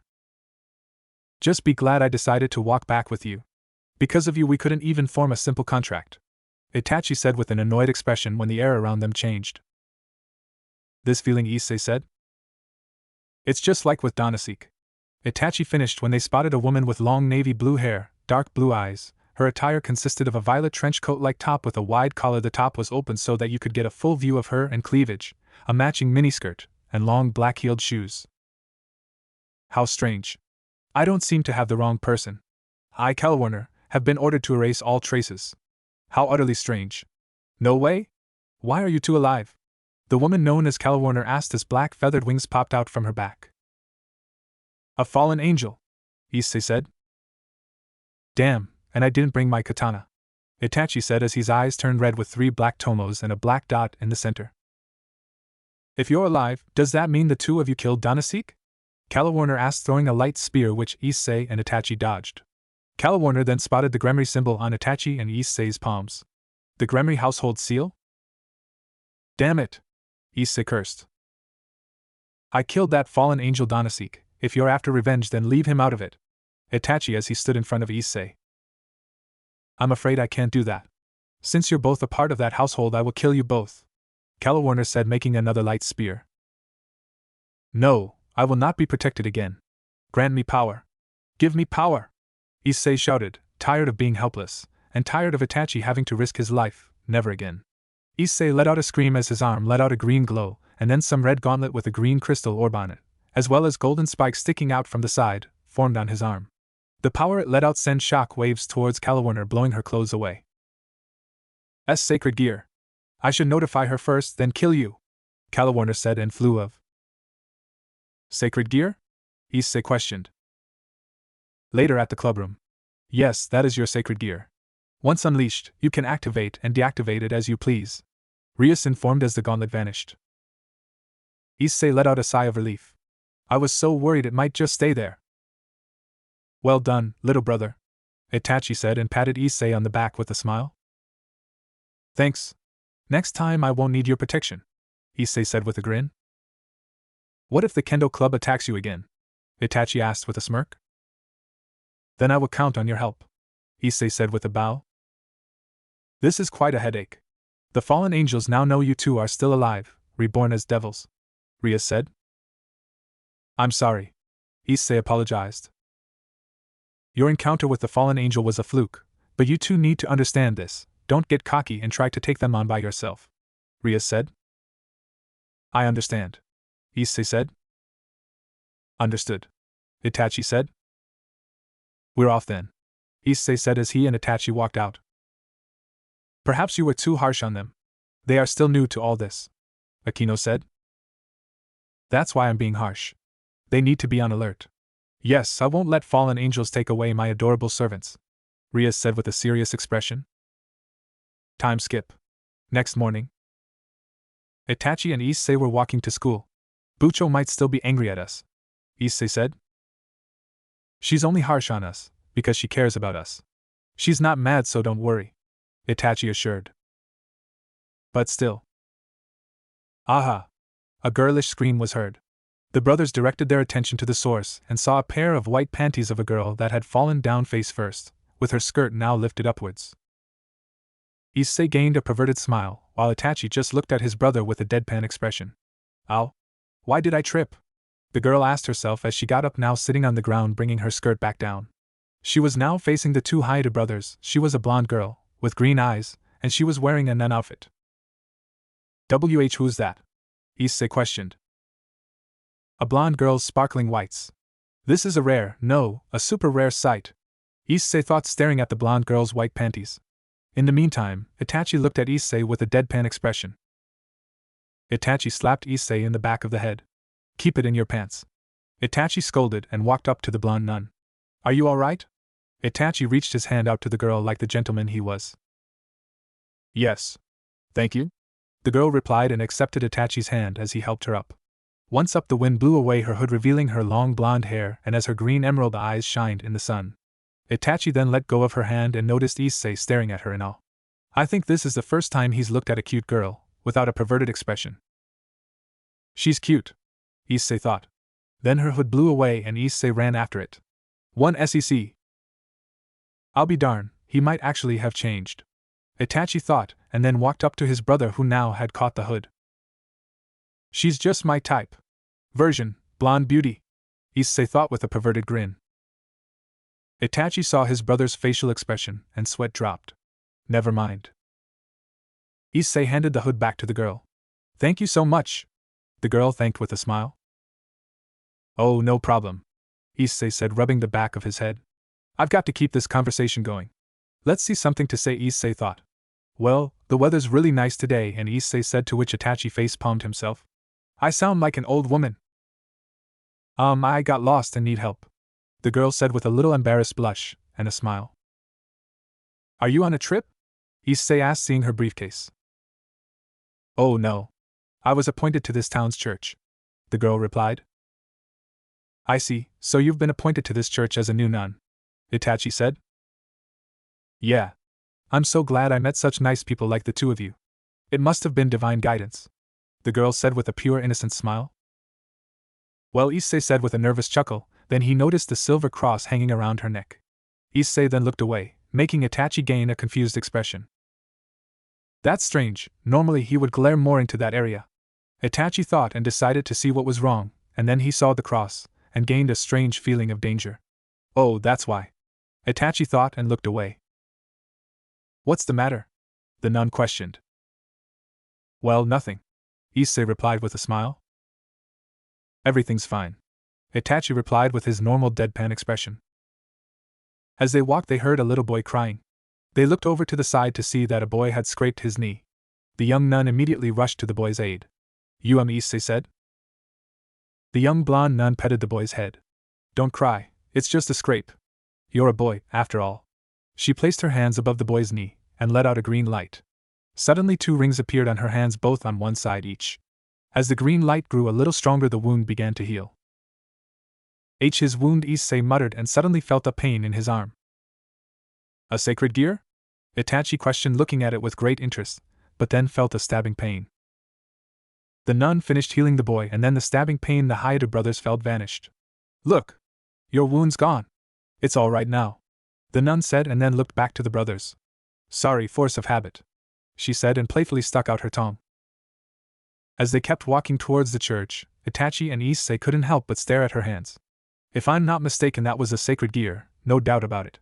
And that stabbing pain I felt, there's no other explanation than, Itachi thought. I must have surprised the two of you, the nun said.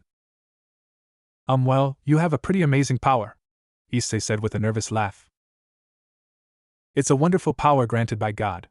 Yes, a wonderful power, she said the last part in a little sad tone. Oh, that must be the place. It has to be, it's the only church in town, Itachi said as they all looked towards a church upon a hill surrounded by a small area of trees. Great. Thank you so much, the nun said when the brothers suddenly gained a strange feeling of danger. But I haven't seen anyone over there, Issei said. Last time we were here we were just kids, Itachi said. I'd like to return the favor, so would the two of you like to accompany me? The nun asked. No, I'm afraid we have to get to school, Itachi replied, grabbing his brother by the shoulder. Yeah, school, Issei replied nervously. I see. My name is Asia Argento. Please call me Asia. The nun introduced herself. I'm Hayato Issei. You can call me Issei. I'm Hayato Itachi. You can call me Itachi. Issei-san, Itachi-san. I'm so happy to have met someone as kind as you two this quickly after arriving in Japan, Asia said with her pure smile. Well, Issei said with a small blush and a nervous chuckle. Please visit the church when the two of you find the time. Promise me, Asia said. Yes, sure. See you around, Issei said. Later, Itachi said as they both began to walk away. Yes, I hope so, Asia said, waving them off with a smile. Time skip, Ko Academy. Don't go near the church ever again, Rias ordered. Why not? Issei questioned. Churches are hostile territory to us devils. You'll incite fights between God and us devils just by stepping in there. And those guys will throw light spears at you too, Rias explained. I see, so the chill we got near the church was like a warning, Itachi said. Yes, it was your demonic instincts that detected danger. Staying around someone from the church is inviting death. Especially since some of the church's exorcists even wield sacred gear. Rias explained. Then Issei began to remember what he and Itachi saw when Asia healed the injured little boy. Itachi, Issei. Yes, they both said in unison. To exorcise a devil means to annihilate him completely. Into nothingness. You turn into nothing. You feel nothing. You can do nothing. Do you know how that's like? Rias questioned. And no, Issei replied. Can't say I have. Itachi replied. Boy, if only he had remembered. Sorry if I sounded too upset. Anyhow, be careful from now on, Rias said and walked away. Understood. We will be careful, Itachi said, closing his eyes. Yeah, Issei agreed. Later on in the clubroom. It feels like all we've accomplished is getting yelled at by Bucho, Issei said. I don't know, I kind of like it, Itachi said, shocking Issei. What? Itachi asked the pale Issei. Don't tell me you're a masochist, Issei shouted in horror. Era, is it true? Do we have a little masochist here?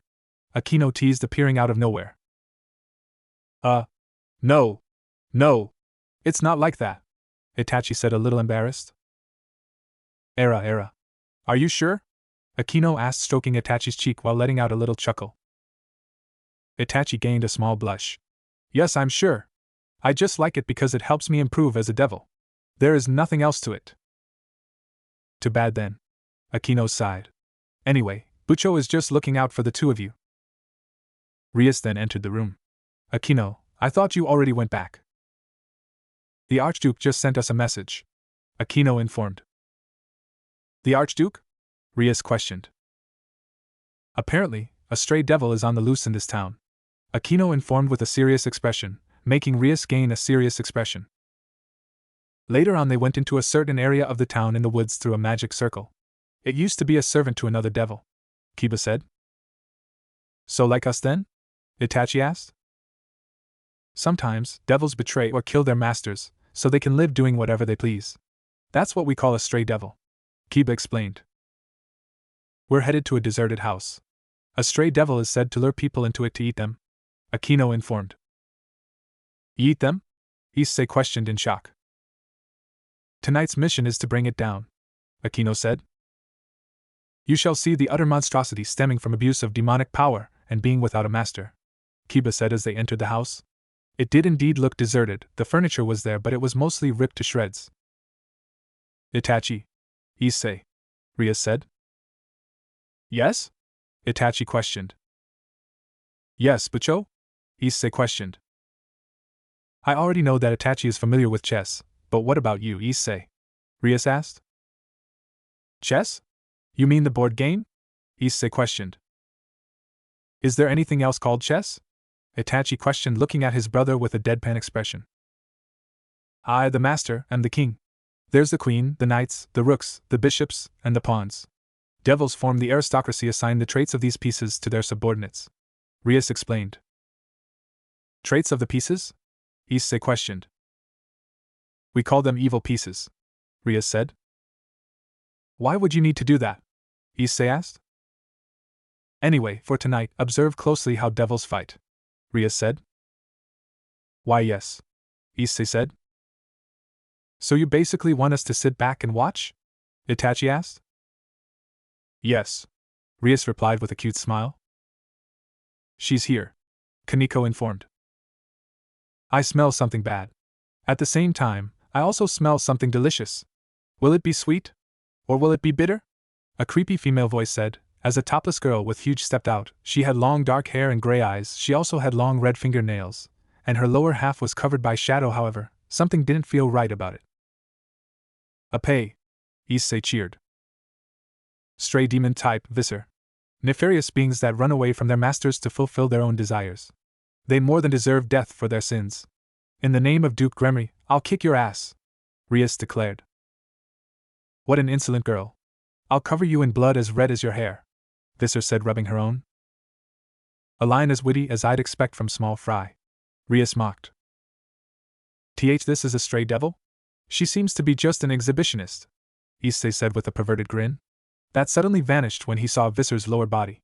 The lower body was that of a gigantic beastly with 4 legs, each looking like a humanoid hand with sharp red claws, with a snake for a tail. She also had a cavity with teeth on her stomach. Her face also changed, now with her teeth looking more like piranha-like, pointed ears. I told you. They become ugly monsters in both body and heart, Kiba said. She has such nice apei though. It's such a wasp, Issei said when suddenly Vissers became erect, making magic circles on them. Huh! Isn't that a magic circle? Issei questioned when Visser shoot yellow laser beams out from her boobs. Issei was distracted until Itachi pulled him out of harm's way, now with his Sharingan activated. When the laser beams hit the walls, they began to melt. No joke. She is a monster. Don't let your guard down just because you see some, Itachi scolded. Yuto, Rias commanded. Kiba grabbed a hold of his sword and vanished at high speed. He disappeared, Issei said. He's so fast you can't see him, Rias corrected. Well, I can, Itachi said as his eyes looked like they were following every single move. What? Rias questioned. Yeah, in my eyes, he's actually moving slow. I can tell that he's faster than Visser due to the fact that he moves much faster than her, Itachi explained. Impressive, they can even detect Yuto's movements with ease, Rias muttered. Anyway, Yuto represents a knight, so his trait is speed and the sword is his strongest weapon, Rias said as Kiba sliced of Visser's front legs as well as the snake tail, making Visser shriek in pain as blood gushed out. Kaneko walked up to Visser. It's dangerous, Kaneko-chan, Issei said. Die! Visser shouted as her stomach mouth devoured Kaneko. Issei gained a shocked expression, while Itachi just widened his eyes a little. Don't worry, Rias assured. When suddenly Kaneko forced the mouth open with her clothes being slightly tattered. Kaneko is a rook. Her traits are simple, tremendous strength and defensive ability. That kind of attack won't even scratch her. Fly, Kaneko simply said before slamming her tiny fist into Visser's stomach mouth, breaking it, and made some of the teeth get broken off. Visser crashed into a pillar. Guess you shouldn't make her angry, huh? Itachi said with a deadpan expression, while Issei was sweating bullets while nodding. Akino, Rias ordered. Yes, Bucho, Akino replied with her usual smile. Era. What should I do? Itachi then noticed one of Visser's severed legs moving. Itachi then went in front of Rias, bringing out his katana and sliced Visser's limb in two. You should never let your guard down, right? Itachi asked with a smirk. Thanks, Rias said with a small blush. Akino, finish her off. A bad girl who tries to harm our Bucho needs to be punished, Akino said as lightning flickered around her hands. She's the queen.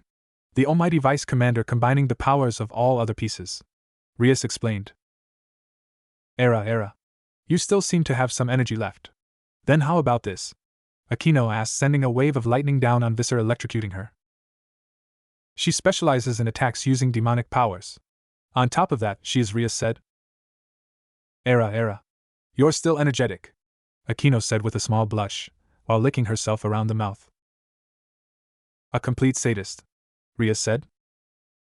I wonder how long you can bear it, Akino said, bringing down even more lightning upon Visser while laughing. Wait. That means when she said too bad then about me not being a masochist. This is what she had in mind? Itachi asked, looking a little pale. Akino, that's enough, Rias said as Akino stopped and Visser fell to the ground. We're already done? That's a little disappointing, Akino said with a small blush on her face. Rias walked up to Visser. Any last words? Kill me. Really? Then you shall vanish, Rias said and formed a magic circle. Checkmate. She sent a dark red wave at Visser, obliterating her completely. We're done. Now let's go back, Rias said with a cute smile. Yes, Bucho. Everyone besides Issei and Itachi said in unison. You Bucho, Issei said. What is it? Rias asked. So what about me? My piece, I mean, what's my role as a servant? Issei asked. A pawn, Rias replied. By pawn you don't mean? Yes, Issei, you're a foot soldier, Rias said. A foot soldier? Issei questioned. The lowest rank? No way. Then what about me then? Itachi questioned. That's a little complicated, Rias said in a nervous tone while scratching her cheek. You see, what happened to you was. Flashback. Took 7 of my pawn pieces just to turn Issei into a devil. I have one left, guess I should try that on Itachi, Rias said to herself, and placed the last pawn piece on a dying Itachi's chest. Suddenly it began to glow and merge with his body. Success! Rias cheered. But then suddenly the piece got pushed back out. What the? The pawn piece floated out of Itachi's body and began to glow even more. Rias closed her eyes due to the immense light being so blinding. When the light died down, she opened them, and what she saw was shocking. The pawn piece, it turned into a queen, Rias muttered in shock as the pawn piece had suddenly transformed into a queen. Then it let out another light. It mutated?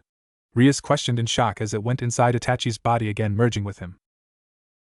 Flashback end. That's what happened, Rias said with a cute smile. So originally it was a pawn piece, but then it turned into a queen? Itachi questioned. That's about it, yeah, but having 2 queens would be troublesome. So how about we just say you're a pawn? Rias suggested.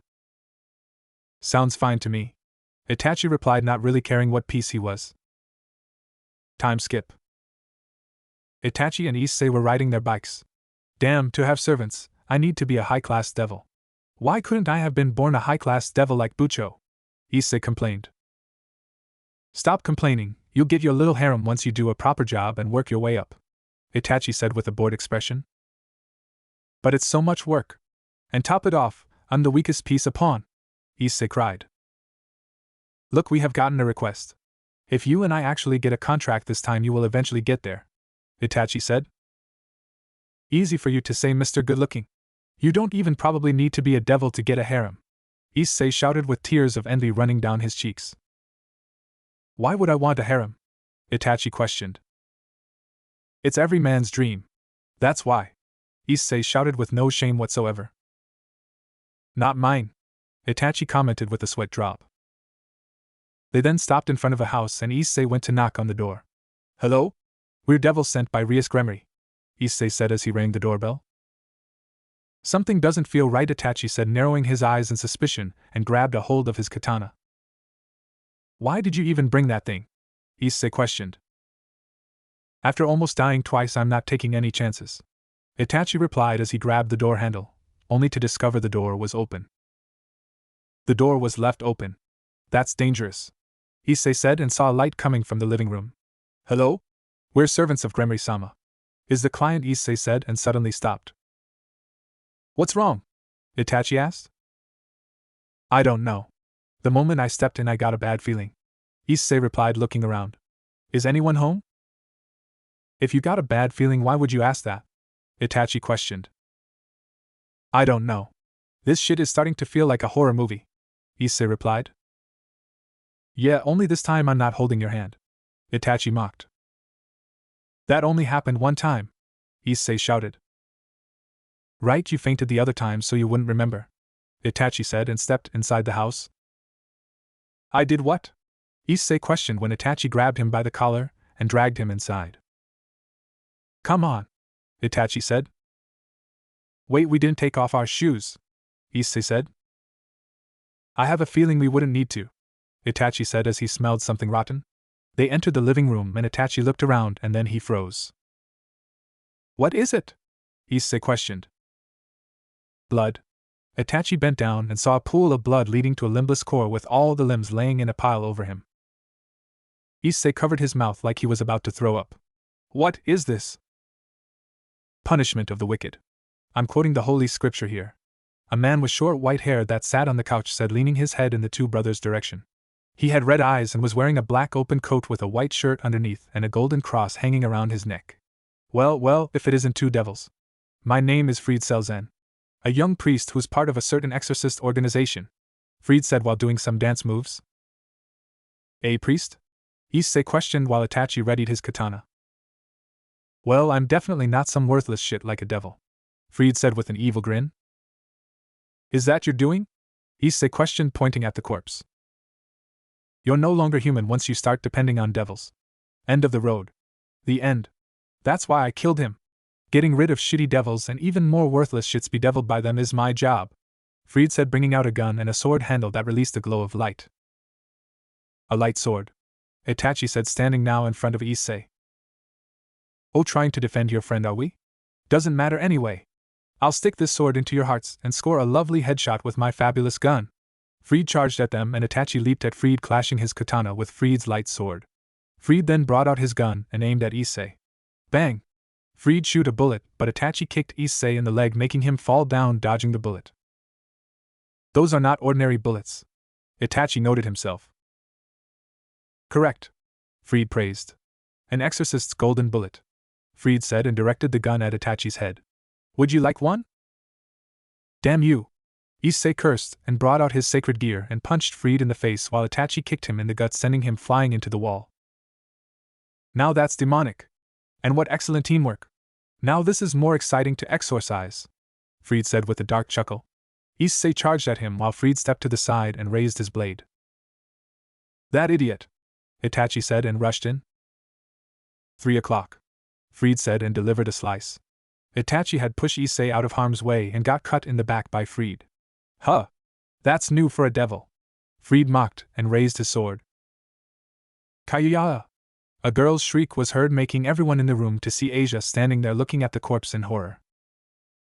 Oh, Asia-chan, my assistant. Are you done setting up the magical barrier? Fried asked Asia, who was shaking in fear, while Issei and Itachi had their eyes widened in shock at Asia's arrival. This is Asia muttered in horror.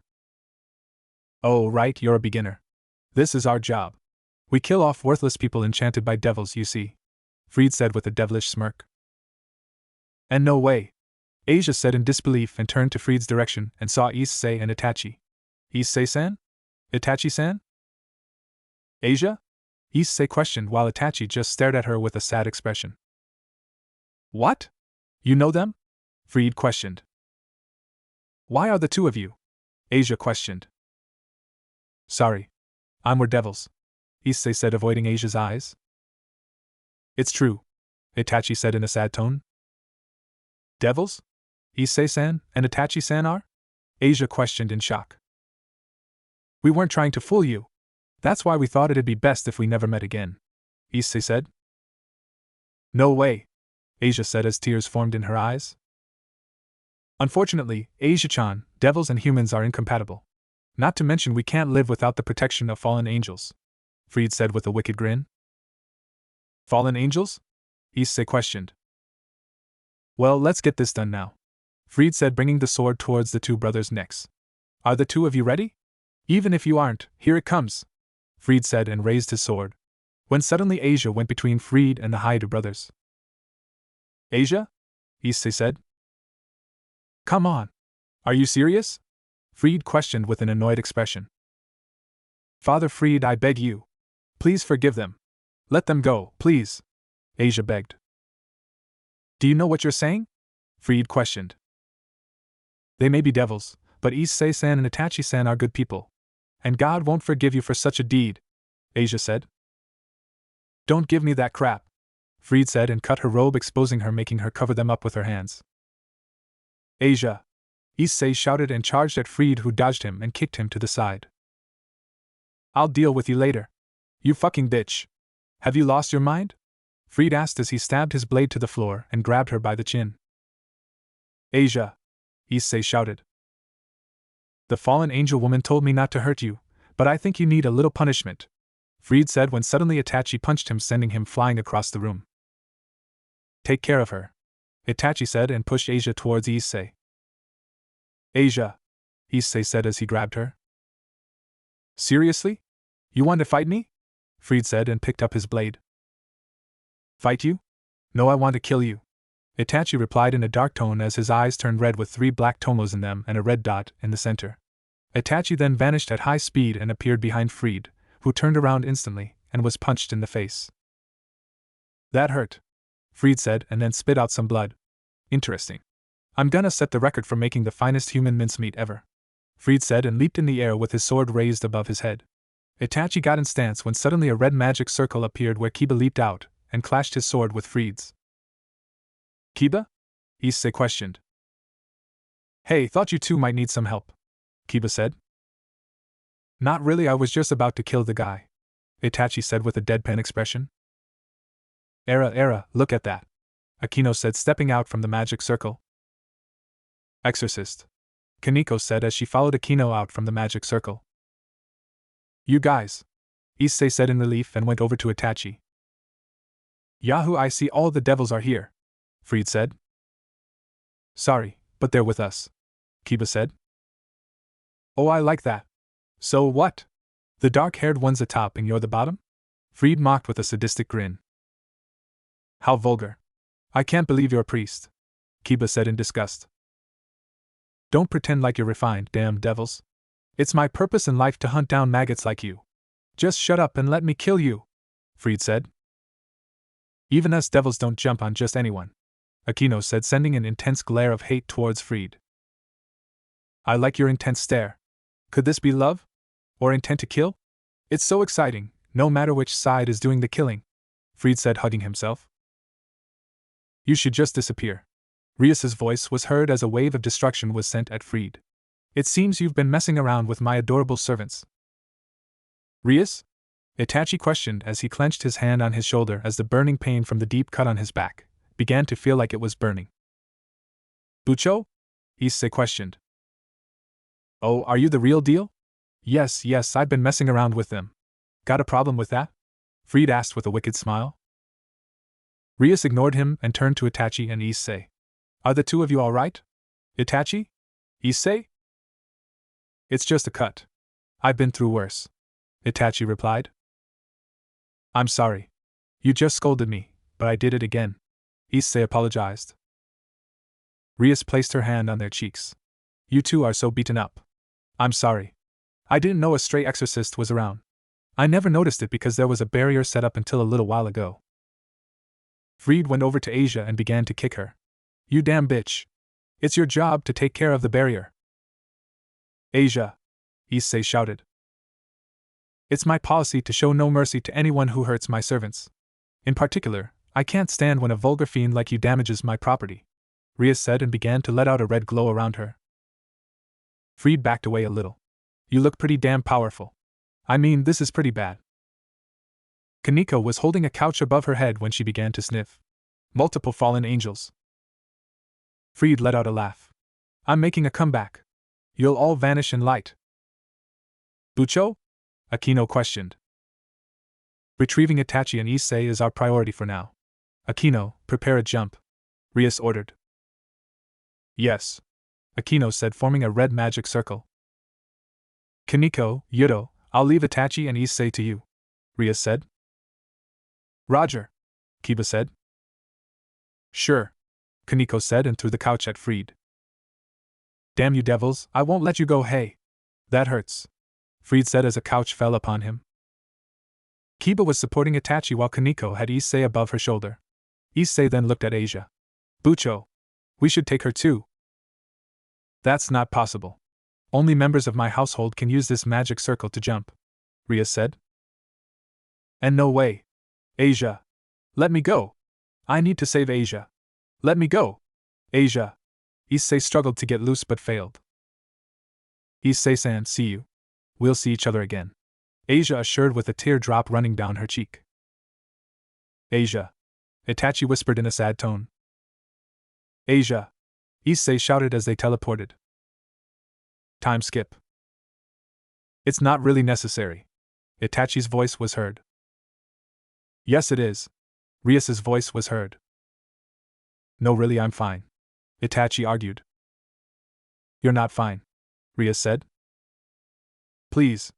I don't need any healing, Itachi said, standing naked in the shower room with a naked Rias hugging him from behind, pressing her up against his back. It's okay now. See, that wasn't so bad, Rias said, letting go of Itachi, who was using his hands to cover his lower area the best he could. It wasn't easy. Itachi was now sitting on the couch in the clubroom wearing his boxers as Akino bandaged his back from what was left of the cut. It seems like it will take a little while to heal completely, Akino said. That stray exorcist was able to wield quite strong powers of light, Rias said from the shower. Then, it's not just devils who become strays? Issei questioned. There are many who get expelled from the church and end up serving under a fallen angel, Kiba replied. Does that mean Asia is one of those stray exorcists? Issei asked. Either way, you are a devil and she is a servant of a fallen angel. Those are facts, Rias said, exiting the shower with a towel wrapped around her. Time skip. Itachi walked down the stairs to see that Issei stood at the door about to walk out. Where are you going? Itachi asked. I'm going to train and get stronger, Issei replied and rushed out of the door. Since when did you get a gym membership? Itachi questioned and stretched his arms. He's probably going to train at some park, Itachi said, and went to the kitchen and grabbed a bottle of milk. Shouldn't you train as well? A voice that resembled Itachi's questioned in his head. You've been quiet for a while. What made you wanting to talk to me now? Itachi questioned.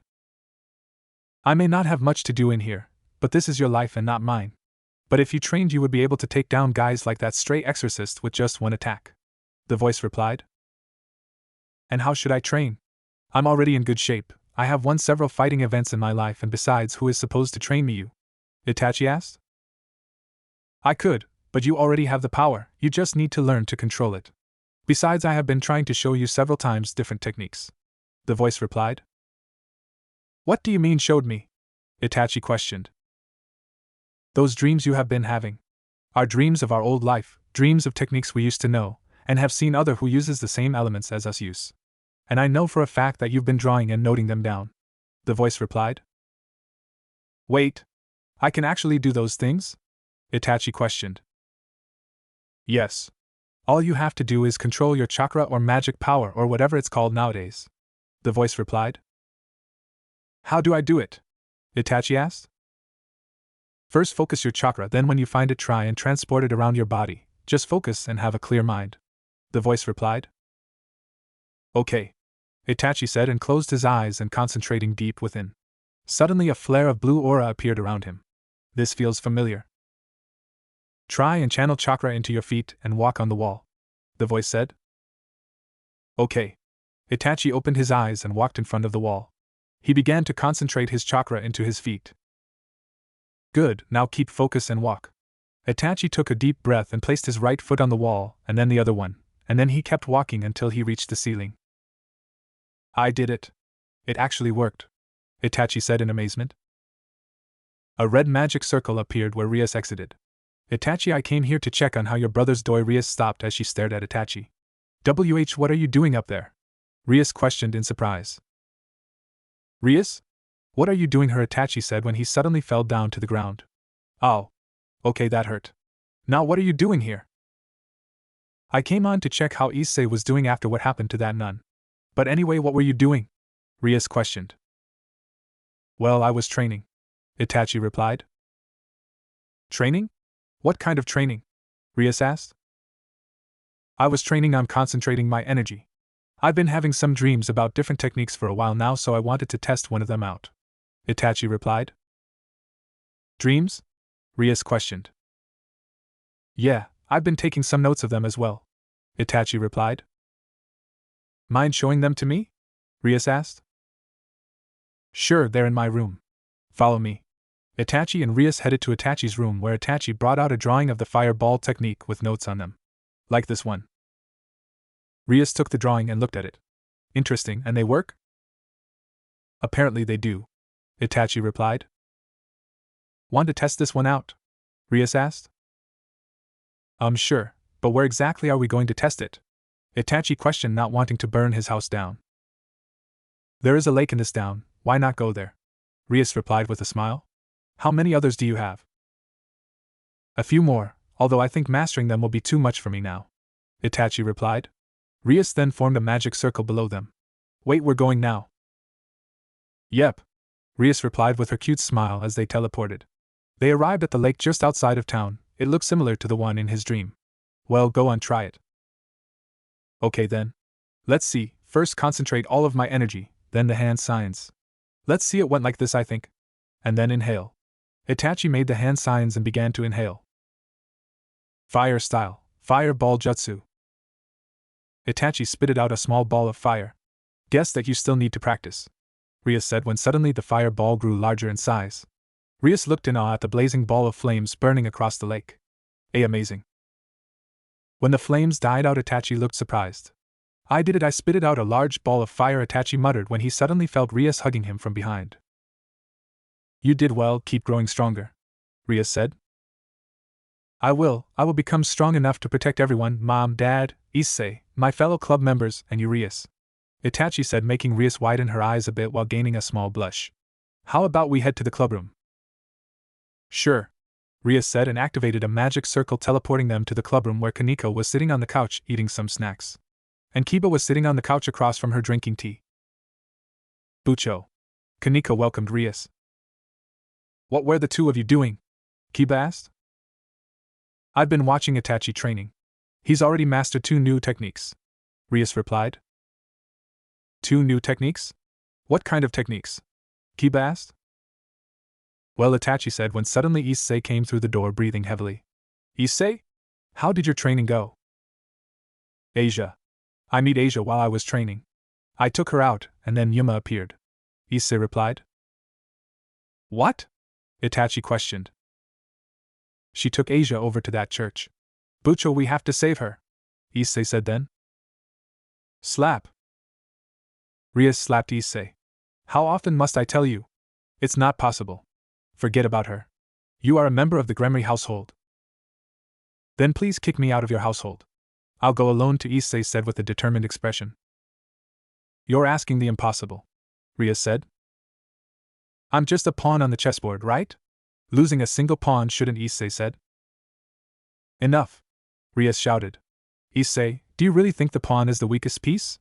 As I said, evil pieces possess the same traits as their chess counterparts. What is the special trait of a pawn? Issei questioned. Promotion, Itachi and Rias replied in unison. If a pawn reaches the last of the enemy's lines, it can be promoted into any piece other than a king, Rias explained. I could have everyone else's power if I reach there? Issei questioned. As long as I, your master, recognize it as enemy lines, yes. For example, the church, Rias explained. Also, did you forget, when she explained about my piece she said that you took the 7 other pawns? Itachi pointed out. Wait. So it took 7 pawns to revive me? And the last pawn you gave to Niai-san turned into a queen, right? Issei asked. Yes, in a way you're my only pawn. That is if you don't count Itachi as one, Rias replied. And as for your sacred gear, it doubles my power, right? The fallen angel told me. Issei said the last part with sadness in his voice. Use your brain. Sacred gear is activated by its owner's will. The greater your willpower, the more powerful it will become, Rias said. My willpower? Issei questioned. Akino then walked up to Rias whispering something to her, to which Rias nodded. An urgent matter has come up. Akino and I will be out for a bit. Bucho, we aren't done talking, Issei said. Listen. Even with the help of promotion, a single piece won't stand a chance against a fallen angel, Rias said before she and Akino vanished through a magpie circle. Yes, I know that, Issei said and walked towards the door. Are you going? Itachi asked. Yeah. You can't stop me, Issei replied. You'll get killed, Kiba said. Even if that's so, I'll free Asia, Issei said. I'd like to praise your determination, but it's just too reckless, Kiba said. And stupid, don't forget stupid, Itachi commented. Shut up, you two, Issei said, then widened his eyes in confusion. Kiba grabbed a hold of his sword. I'll go with you. So will I, Itachi said, taking out his katana. You guys, Issei muttered. Bucho said, even with the help of a promotion, right? Kiba asked. Yeah, Issei replied. She also recognized the church as enemy lines, Kiba said. Then Issei said, Come on, you can't be that slow. She implied that we should help you and back you up, Itachi said with a motionless expression. Kaneko-chan too? Issei questioned. You three going alone would worry me, Kaneko said, also with a motionless face. Meanwhile, outside the church in the woods with the moon shining on the church. This is so boring. Why do I have to stand guard? A blonde girl with her hair tied into twintails said, sitting on a tree branch. She wore a black gothic Lolita dress with white frills, and a large black bow on the front. She had black shoes and white thigh-high socks. She also has a large black bow in the top of her hair. Then a red magic circle appeared with Rias and Akino appearing from it. Look who's here. People call me the fallen angel Middlet. Middlet introduced herself.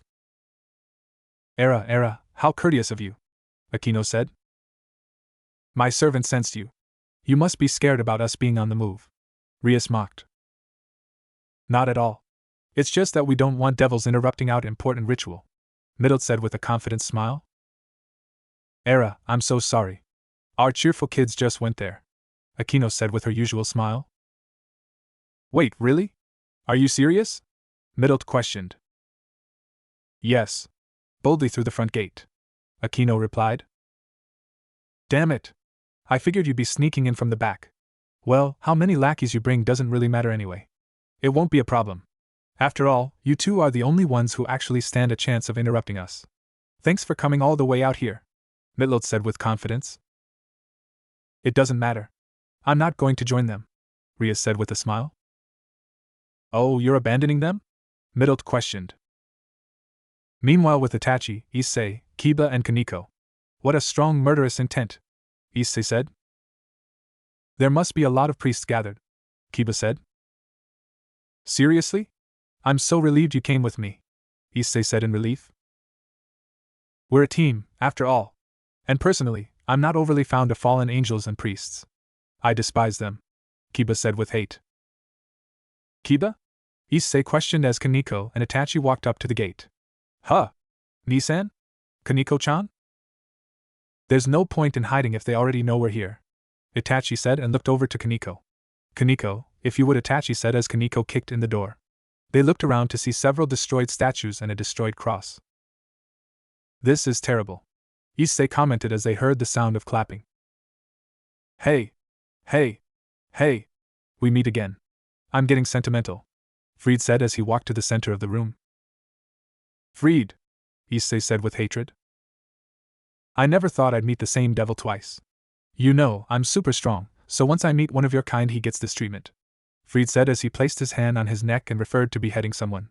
That's why I'm pissed. About you devil trash hurting my pride, Fried said as he brought out his gun and light sword.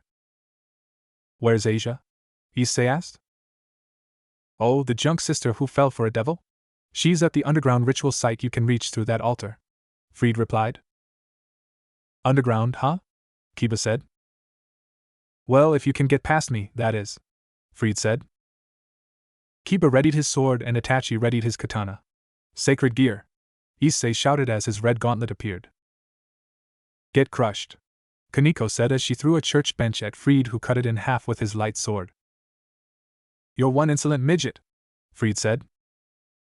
Midget? Kaneko questioned, narrowing her eyes in anger, and threw several church benches at Fried, who ran to the side, dodging them. Kiba then leaped from the air, charging at Fried. Insolent, Fried said as they clashed swords. Insolent. Fried shot from his gun several times. You piss me off. You're annoying, Fried shouted in anger as Kiba and him went head to head with their blades. You're not too bad, Kiba said. You're not too shabby either. It seriously makes me want to kill you, Fried said and brought his gun up to Kiba's head, but then. Slice. Itachi sliced the gun in two with his katana and kicked Fried back a few steps. My beautiful gun! You damn bastard, that's not fair, Fried cursed in anger. This is a fight to the death, in other words, nothing is fair, Itachi said calmly. I guess I'll get a little serious then, Kiba said as his sword turned black, letting out a dark energy. Fried and Kiba charged at each other with their blades clashing, but Fried's light sword looked like it was about to fade away. What is this? Fried questioned. Holy Eraser, the sword of darkness that consumes light, Kiba replied. You got a sacred gear as well? Fried questioned in anger as his sword almost vanished. Kiba also has a sacred gear? Issei questioned as Kiba pushed Fried back. Issei-kun! Kiba shouted. Activate! Issei shouted. Boost! The gauntlet let out a green glow. Meanwhile, with Rias and Akino.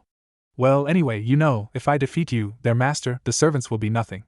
Come forth, Calawarner, Middle said, bringing out her fallen angel wings. And a portal appeared where Calawarner exited. You're acting cocky. I need to pay back your servants, Calawarner said. Era, another one is here, Akino said, showing no sign of being worried. Back with the others. Promotion. Rook. Issei charged at Fried with his fist raised. For real? Fried questioned. Then Issei punched him in the face. It hurts, Fried shouted as he was sent flying across the room. You've done terrible things to Asia. Now I feel a little better, Issei said with a smirk. Stop. Stop fucking with me, twerp, Fried said and brought out two new light swords when Kaneko threw a church bench at him. It hurts. Kiba then tried to slice him, but he ran up to the altar. I don't want to be killed by a devil. So, farewell, Fried said and threw something on the floor that let out a large light, and then he was gone. He ran off, Issei said. We should hurry, Itachi said. Yeah, let's go, Kiba said as Kaneko went up to the altar and punched it, revealing a tunnel. Back with Rias and Akino.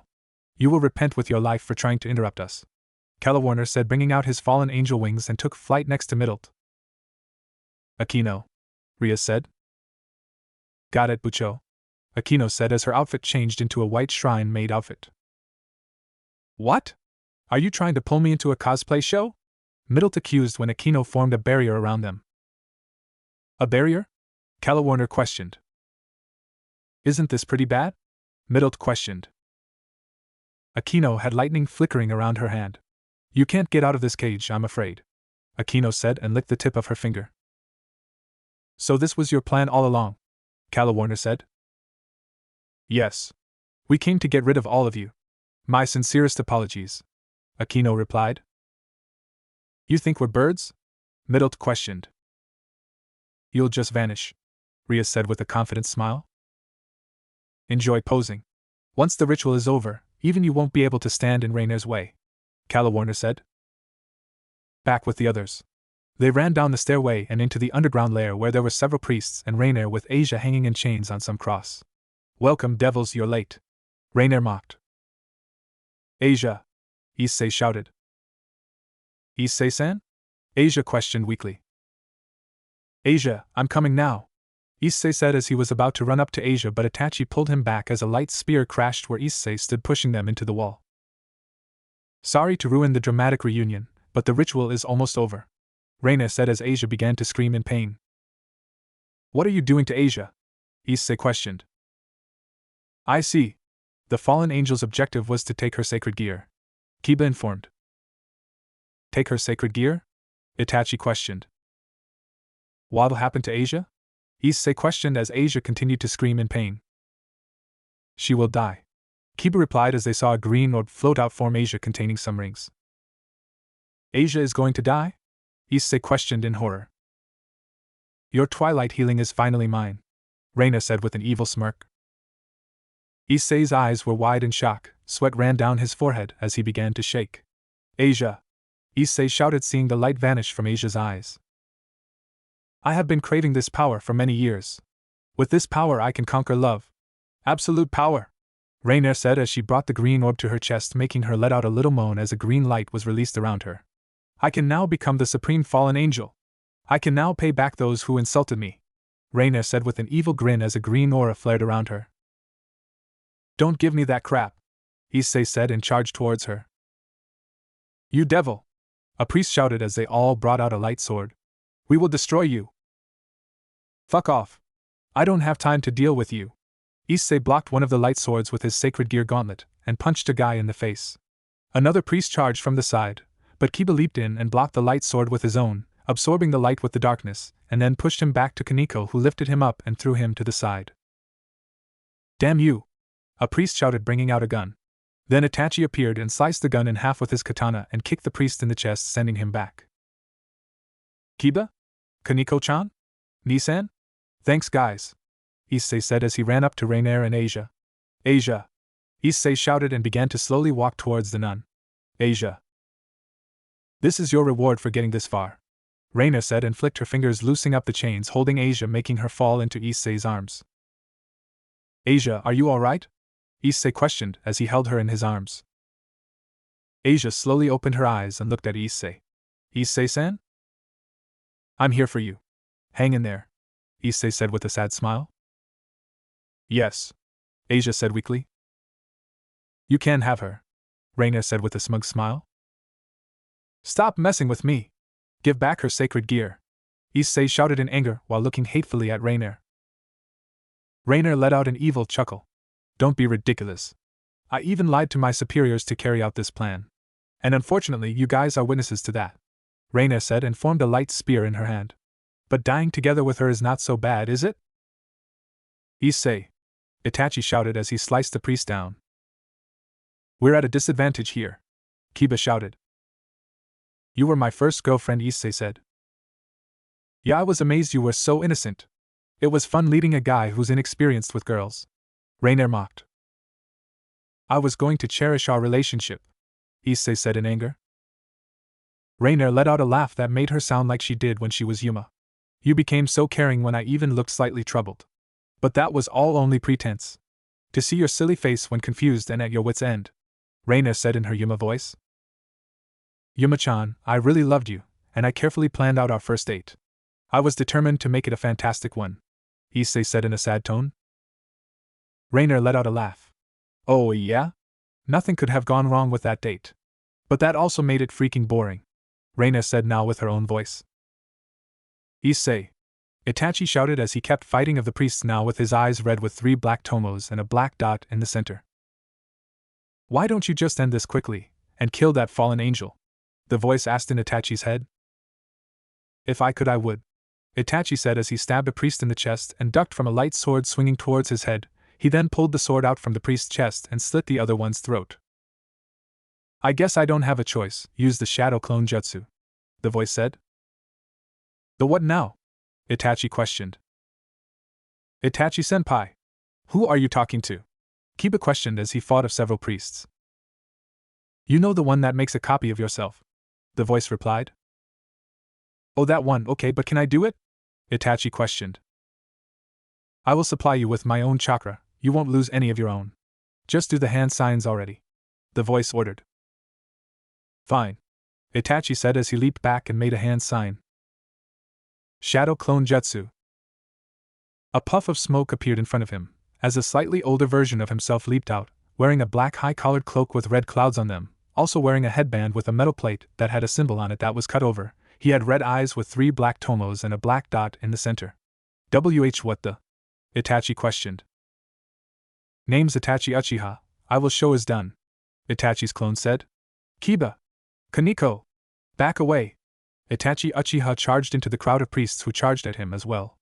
Itachi Uchiha ran into the crowd, pushing several of them to the side. He leaped up in the air and brought out several kunai knives and threw them, hitting several priests in the chest, making them scream in pain before they fell over dead. What the? Who is that? A priest questioned as he was kicked in the throat, making him gasp for air, and he was then stabbed by a kunai. What is he? He's supposed to be a clone, isn't he? Why is he so strong? Where does all that power come from? Rainier questioned in horror, as she felt the amount of power the clone was releasing. Meanwhile, with Rias and Aquino, 2 light spears flew towards Rias, but Aquino leaped in front of her, making a defensive magic circle that blocked the spears. Not bad, Middle said. But we'll see how long that fragile barrier can last, Calawarner said. Or were we supposed to let the others go because of it? No. We won't let you escape. Your servants should be in for a beating by now. Middle stopped as they all began to feel a powerful presence coming from the church. What is that? Is it Rainier? No. It's something else, Calawarner said with sweat running down her forehead.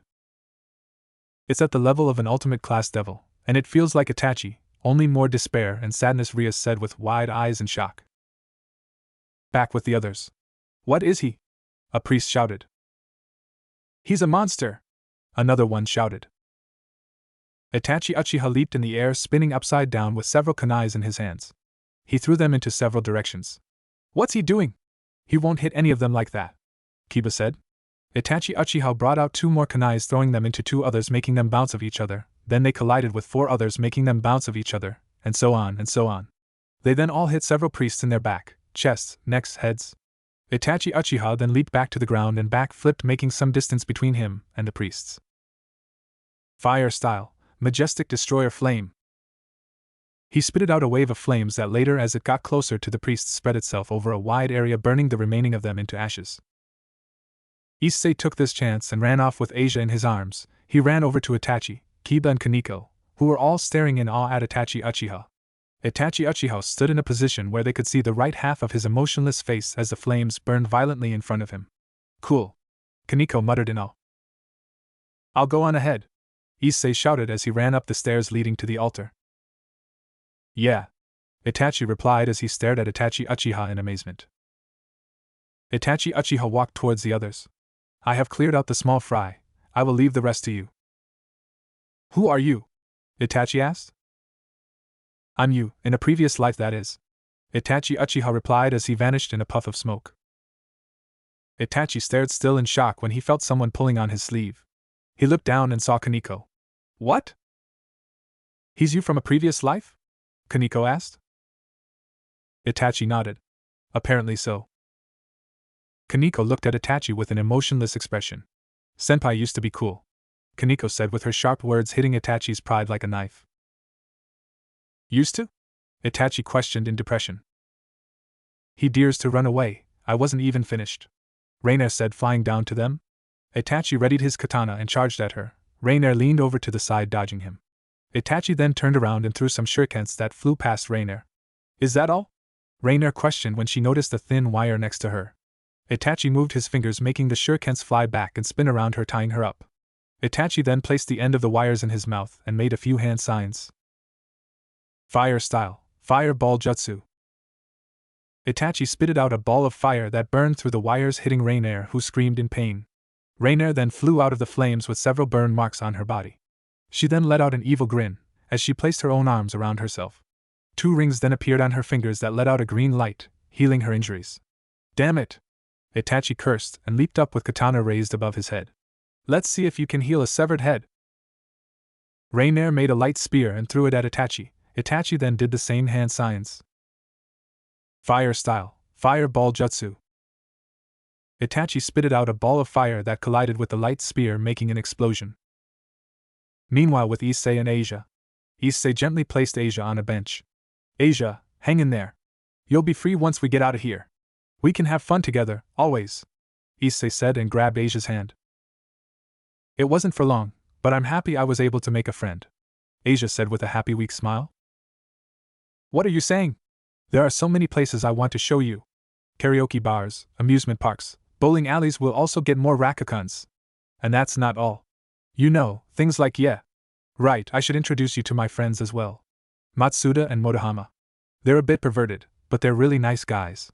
I'm sure they'll be your friends, Asia, Issei said as tears ran down his face. And we'll have a huge party. A ridiculously huge one. If I had been born here and had gone to school with you, it would have been so wonderful, Asia said with a weak smile. Let's go. No, you are coming. I'll take you, Issei said with a smile while crying, then Asia placed her hand on his cheek. You're crying for me. I couldn't ask for more, thank you, Asia said as tears formed in her eyes, and she closed her eyes as her hand that was on Issei's cheek fell down. Issei stared at her lifeless, smiling corpse. Asia? Why? Why did you have to die? You were a kind girl that'd cure anyone who was injured, even devils. Hey God, I know you're there. Don't take her. Please, I beg you. She didn't do anything. She just wanted some friends. Won't you listen because I'm a devil? Does her life mean nothing because she became friends with the devil? Please, God. Issei cried as he held Asia's corpse in his arms. A devil, repenting in a church? That's one nasty joke, Reina said with an evil smile. Reiner! Issei shouted in anger. Meanwhile, with Rias and Aquino, you think those servants of yours can beat Reiner-sama?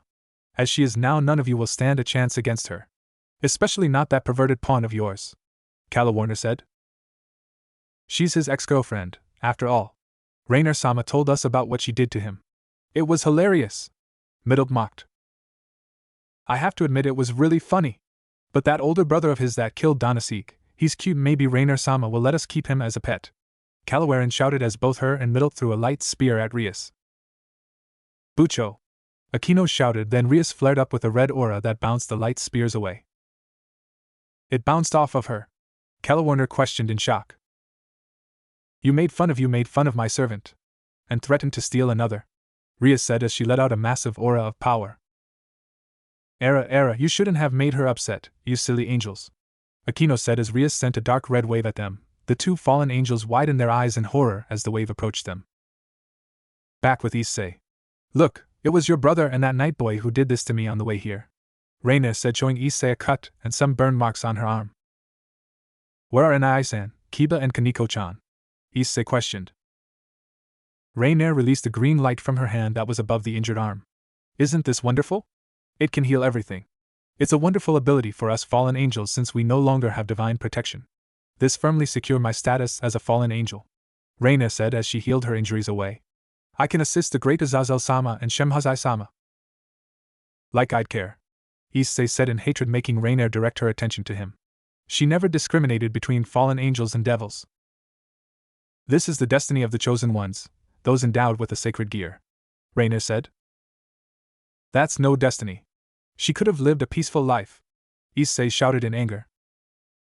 No, she couldn't, Reina argued.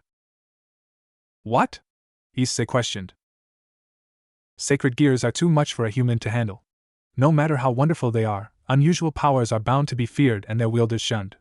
That's simply the way it is. That's just how humans are. Even with such a wonderful power, Reina replied. But I am Asia's friend. I tried to protect her as a friend, Issei said. But she died, Reina said with an evil laugh. That girl's dead. What you tried is irrelevant. You failed to protect her back then and now as well. I know. That's why I can't forgive either of us. I can't forgive any of it. Give her back. Give Asia back, Issei shouted as a green light appeared on his hand. Dragon Boost. Issei activated his red sacred gear gauntlet and charged at Reiner, who flew in the air, dodging it, landing behind him. Like I said, twice nothing is still nothing, Reiner said. Boost. Issei charged again, but Reiner just flew up in the air, dodging it. You may have gotten a little stronger, Reiner said with an evil grin and threw two light spears into Issei's knees. Light is deadly poison to devils. Just coming into direct contact with it burns them. It causes devils sharp, excruciating pain, especially if they're low-class devils like you. So what? Issei said as he pulled out the light spears. Compared to Asia's suffering, this is, Issei said as blood gushed out from his knees. Nothing at all. Boost. That's quite impressive. You did well for a low-class devil. I commend you, Reina said with an evil smirk. Issei then fell to the ground. My power. But that's your limit.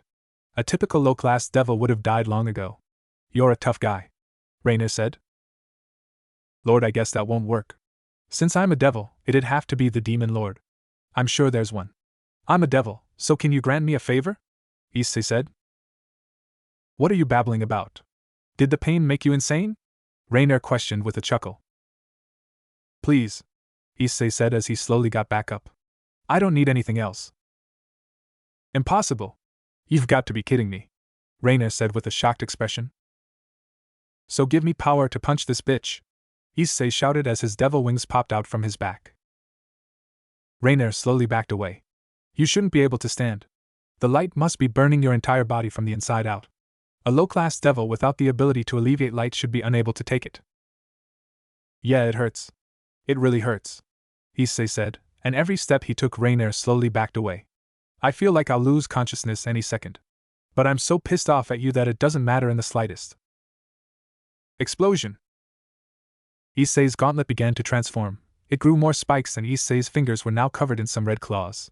The gauntlet began to let out a powerful green light. A mid-class shockwave? No, even stronger. And no way. That sacred gear is just a twice critical. How? Rainier questioned in fear. Issei slowly walked towards her. Impossible! Rainier shouted in fear as she threw a light spear. Issei just swung his arm at it, destroying it. Rainier in a desperate attempt tried to fly away, but Issei leaped at her and grabbed her arm. You're not going anywhere, bitch! Issei shouted in anger. I'm the supreme, Rainier muttered in fear. Die, damned angel! Issei shouted and punched her throughout the window.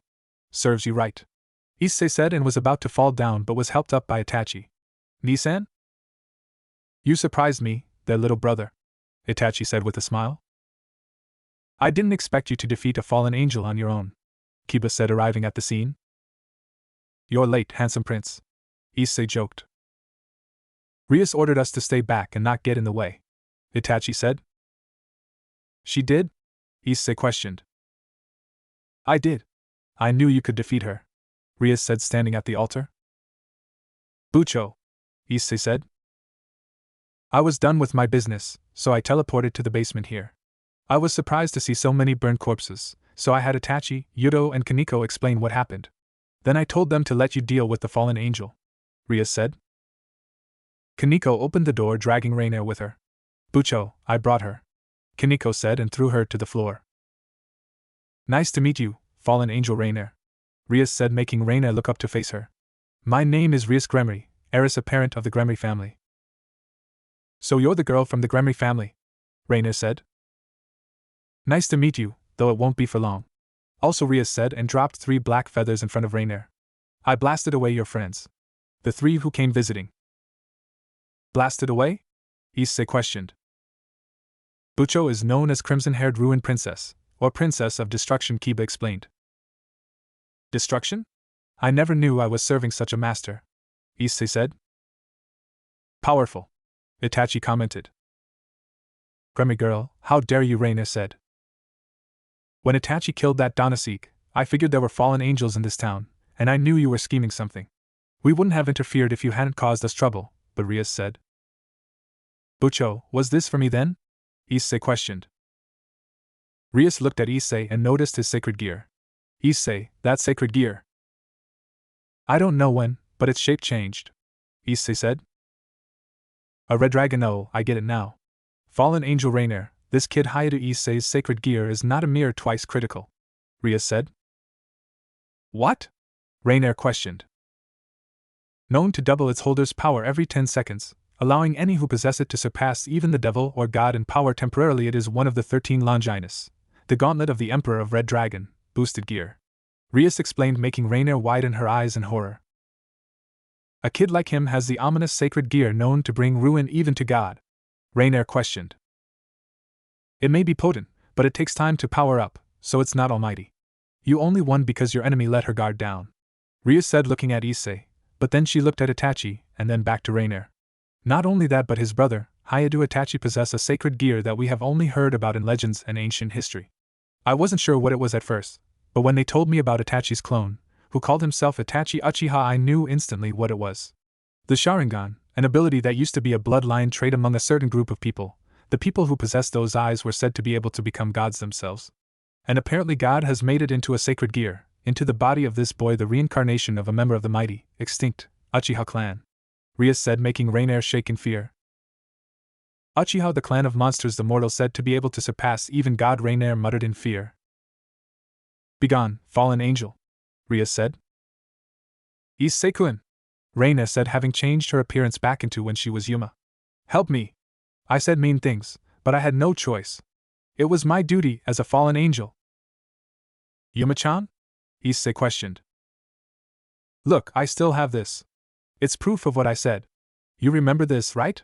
You bought it for me, Yuma said with fake tears in her eyes while showing the gift Issei got for her on their date. Why do you still have that? Issei questioned. I just couldn't throw it away, because Yuma replied. This is bad, Kaneko-chan, Kiba said, to which Kaneko nodded. They were about to interfere, but Rias stopped them. Itachi was watching this scene with his bangs covering his eyes, as well as he was clenching his fist in anger. Save me, Issei-kun, Yuma said. You are so Bucho, please, Issei said and walked away from Rainier. Rias walked up but stopped when she felt a hand on her shoulder. She looked behind her and saw Itachi. Itachi? Rias questioned. Itachi lifted his head up, showing his red glowing Sharingan that began to change its shape into a black pinwheel. Itachi glared at Rainier in anger as a trail of blood dripped from his eyes. Don't you dare seduce my brother, Itachi said in anger. Burn away, Itachi said in a hateful tone. Rainier stared at Itachi in fear when suddenly black flames burned around her body, making her scream in pain. Itachi widened his eyes more in anger, making the flames burn more violently. Ayaha! Rainier's screams were heard echoing through the church. When the screams stopped, Itachi narrowed his eyes as the black flames died down, showing that nothing but her ashes remained, as well as a green floating orb containing 2 rings. Itachi began to look dizzy as he fell down unconscious and was caught by Rias. He pushed himself too much, Rias said, and took out a handkerchief, wiping away the blood trail from his eyes. He used a power he shouldn't be able to use at the moment. No wonder he's exhausted, Rias said, and gently placed Itachi on the ground. She then took the green orb. Let's return this to her.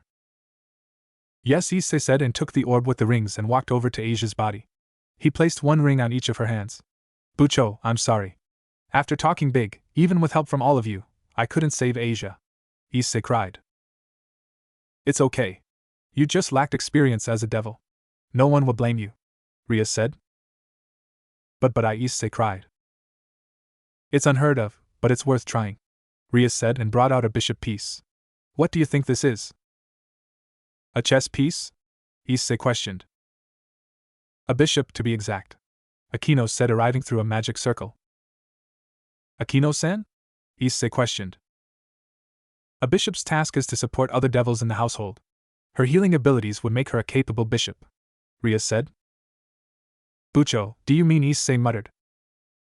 She's going to make her a new member to her household, isn't that right? Itachi said, having woken up, still laying on the floor looking up to the ceiling.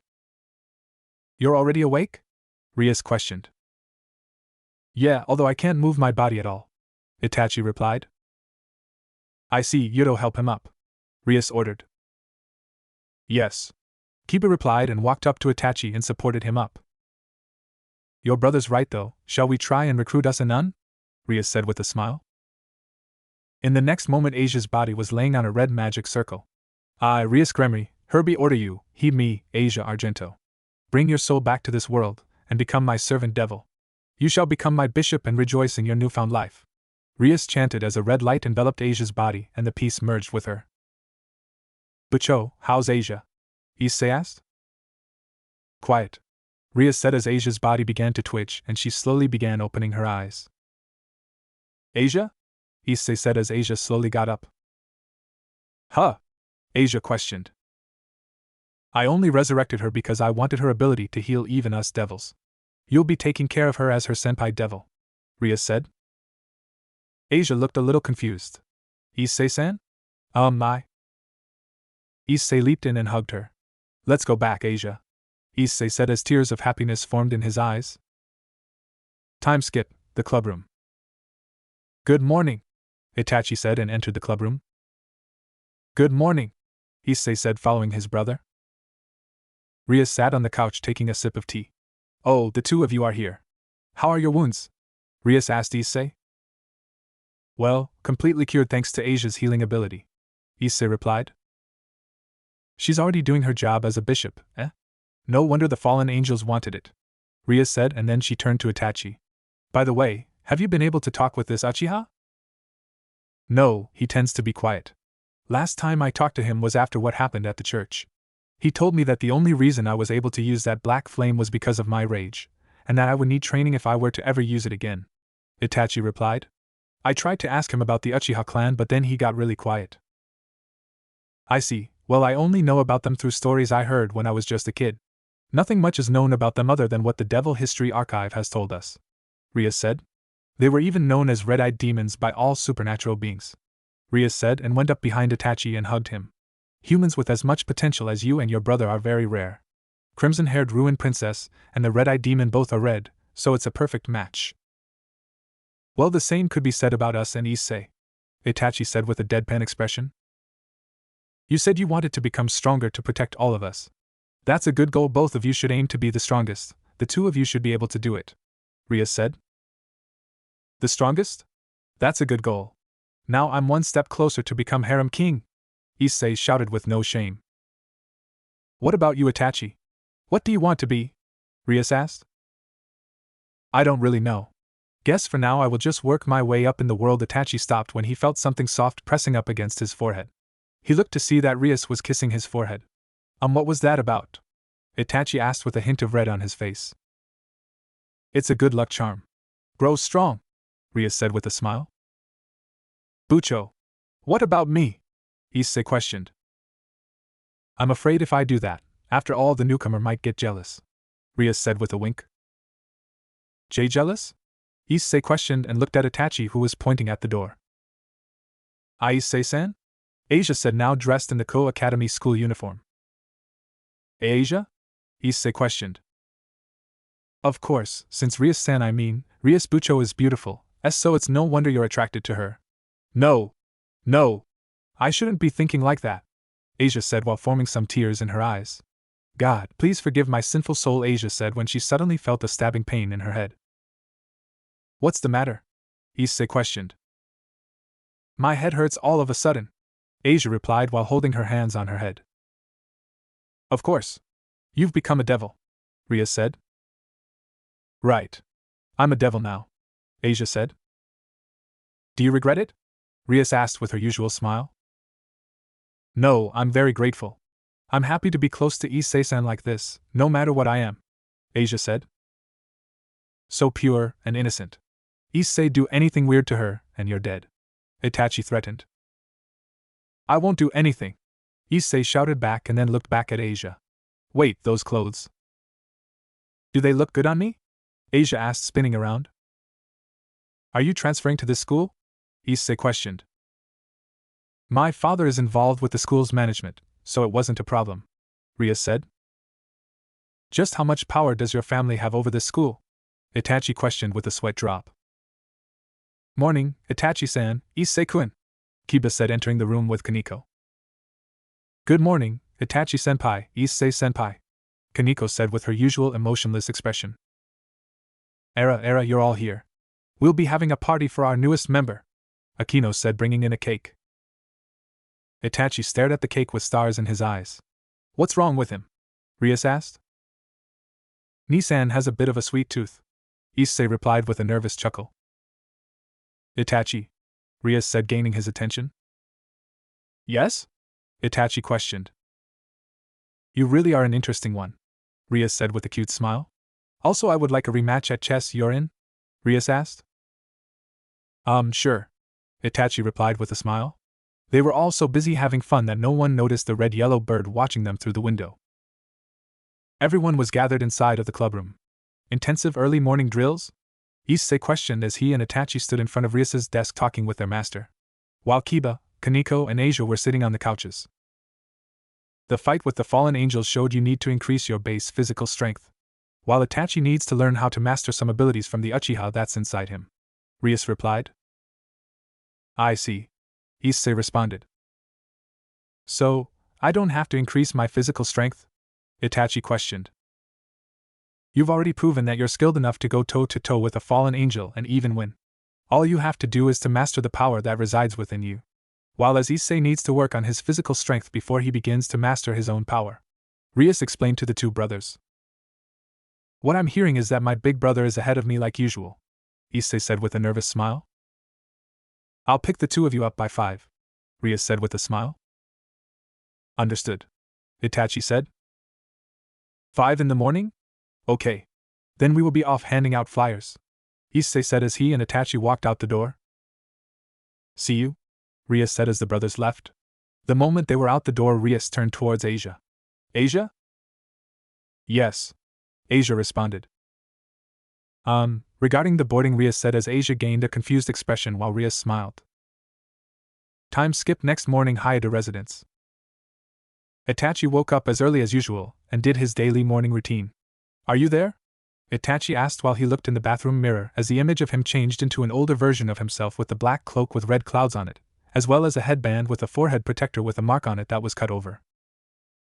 I'm always here, Itachi Uchiha replied.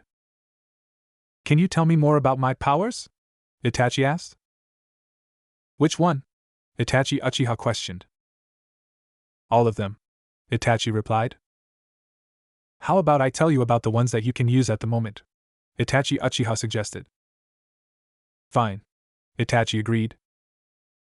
You already know about how to walk on walls and trees. You also know how to use the fireball jutsu as well as the shadow clone, the former Umbu captain pointed out. Yes, Itachi said. There's so much more, Itachi Uchiha said. Like what? Itachi questioned. Back when I was alive, there was something called the 5 elements. Fire, wind, water, earth, and lightning. We were able to use 3 of them, which were fire, water, and wind, Itachi Uchiha said. So I can use fire, water, and wind attacks? Itachi questioned. Yes, there's also much more though. Although I suggest you start small, Itachi Uchiha replied. What did you have in mind? Itachi asked. I suggest you learn for now 1 water technique and wind technique. Also something else, Itachi Uchiha replied. What techniques did you have in mind? Itachi asked. You already know the fireball jutsu, which is an offense attack. I suggest you learn a defense jutsu called water wall, and simply a wind technique to power up your fire. But I think I should teach you something else first, Itachi Uchiha said. What? Itachi asked. Genjutsu, or to put it in another term, illusion, Itachi Uchiha replied.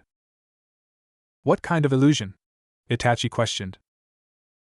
Your Sharingan can do much more than just reading movements, Itachi Uchiha said. What can it do? Itachi questioned. Your Sharingan can see and read movements as well as memories any attack you have seen, making it easier for you to counter it, or even mimic them. But the main thing it can do is to cast an illusion on your opponent by looking into their eyes. It can be either deadly or simply to immobilize your opponent. It's a very handy move if you want to end a fight as quickly as possible, Itachi Uchiha explained. So all I have to do is look at them? Itachi questioned. Well, of course you have to focus energy into your eyes first. What the best part is, you can an illusion on an opponent without them even knowing, Itachi Uchiha replied. Doesn't sound too difficult to master, Itachi said. Not if you have good chakra control. And since you're a prodigy like I was, you have already mastered chakra control, Itachi Uchiha said. Is there anything more you can tell me about? Itachi asked. No, I will personally teach you those jutsus I told you about another time. In the meantime, see if you can cast an illusion or hypnotize an animal or 2 with your Sharingan. Oh, there's one more thing, Itachi Uchiha said. Wait, so I can also hypnotize people? Itachi asked. Yes, just send your thoughts into it, and tell them what to think or what to do. But there's something else I should tell you, about walking on things like you did with the walls, Itachi Uchiha said. What about it? Itachi questioned. You can also walk on water, although that's a little more difficult than walking on walls and trees. It requires a lot more chakra control, so you could work on that when that Rias girl takes you and your brother out for those exercising drills, Itachi Uchiha said as the image of him in the mirror returned into the normal image of Itachi Hayato, although the only difference was the clothing and the fact that Itachi Hayato looks younger. Guess I should wake up the idiot, Itachi said and went over to Issei's bedroom door and knocked. Issei. It's time to wake up. Rias will be here soon. That's right. I'll be there soon, Issei's voice said from the other side of the door. Sometime later, Itachi and Issei Gad put on their tracksuits, which were gray with the upper chest area of the tracksuit being white. They went outside and saw Rias also on a tracksuit sitting on a bike. Both the brothers began with a warm-up run while Rias was right behind them while riding her bike. Itachi was doing just fine while as Issei looked tired. "Hey! Pull yourself together," Rias said. "Why yes," Issei responded and began to run a little faster. "I will become the harem king." "That's it, keep going," Itachi encouraged with an emotionless expression. "I didn't expect devils to train like athletes," Issei grumbled. "Don't grumble. I don't want to see my servants being weak," Rias said. "I will do my best," Issei said as he began to run faster. After the running, they began doing training exercises at the park. "Itachi? Do you know what you need to work on?" Rias asked. "According to my past life self, I need to work on chakra control for a bit.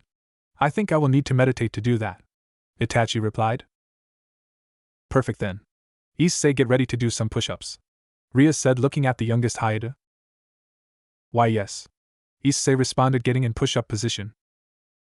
"Itachi, sit on Issei's back and begin meditating," Rias ordered. "What?" Issei questioned. "This will help you get stronger physically and Itachi will get control over his powers. It's a win-win," Rias replied. Issei began doing push-ups while Itachi sat in a meditating position on his back. "This is bullshit," Issei cursed as he struggled with the push-ups. "No, it's not, it's easy," Itachi said. "Oh yeah, let's see you do it," Issei shouted. "Fine," Itachi said as he got up from Issei and went into a push-up position with only one arm. "Rias, if you would," Itachi said as Rias sat on his back and Itachi did the push-ups with ease with only one arm. Issei stared at Itachi with an annoyed expression. "Show off." "Anyway, get back to the plan," Rias said as Issei went into push-up position while Itachi sat on his back meditating.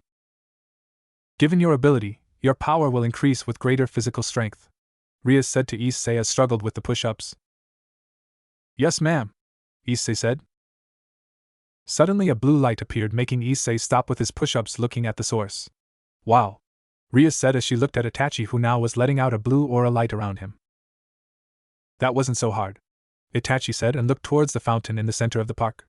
"Now to see if it worked," Itachi said as he got off from Issei and walked towards the fountain. Rias suddenly remembered something. She should be here about now. "Huh? Is someone coming?" Issei questioned when he saw Rias looking in one direction. "Sorry for making you wait." Asia's voice was heard. Issei looked over to the blonde nun who was in her nun outfit with a basket in her arm as she ran towards them. "Issei-san, Bucho-san, I'm sorry I'm late," Asia said when she suddenly tripped. "Why did I have to trip?" Issei took a break from training. "Here," Asia said as he poured Issei a drink. "Thanks," Issei said. "Asia, why are you here?"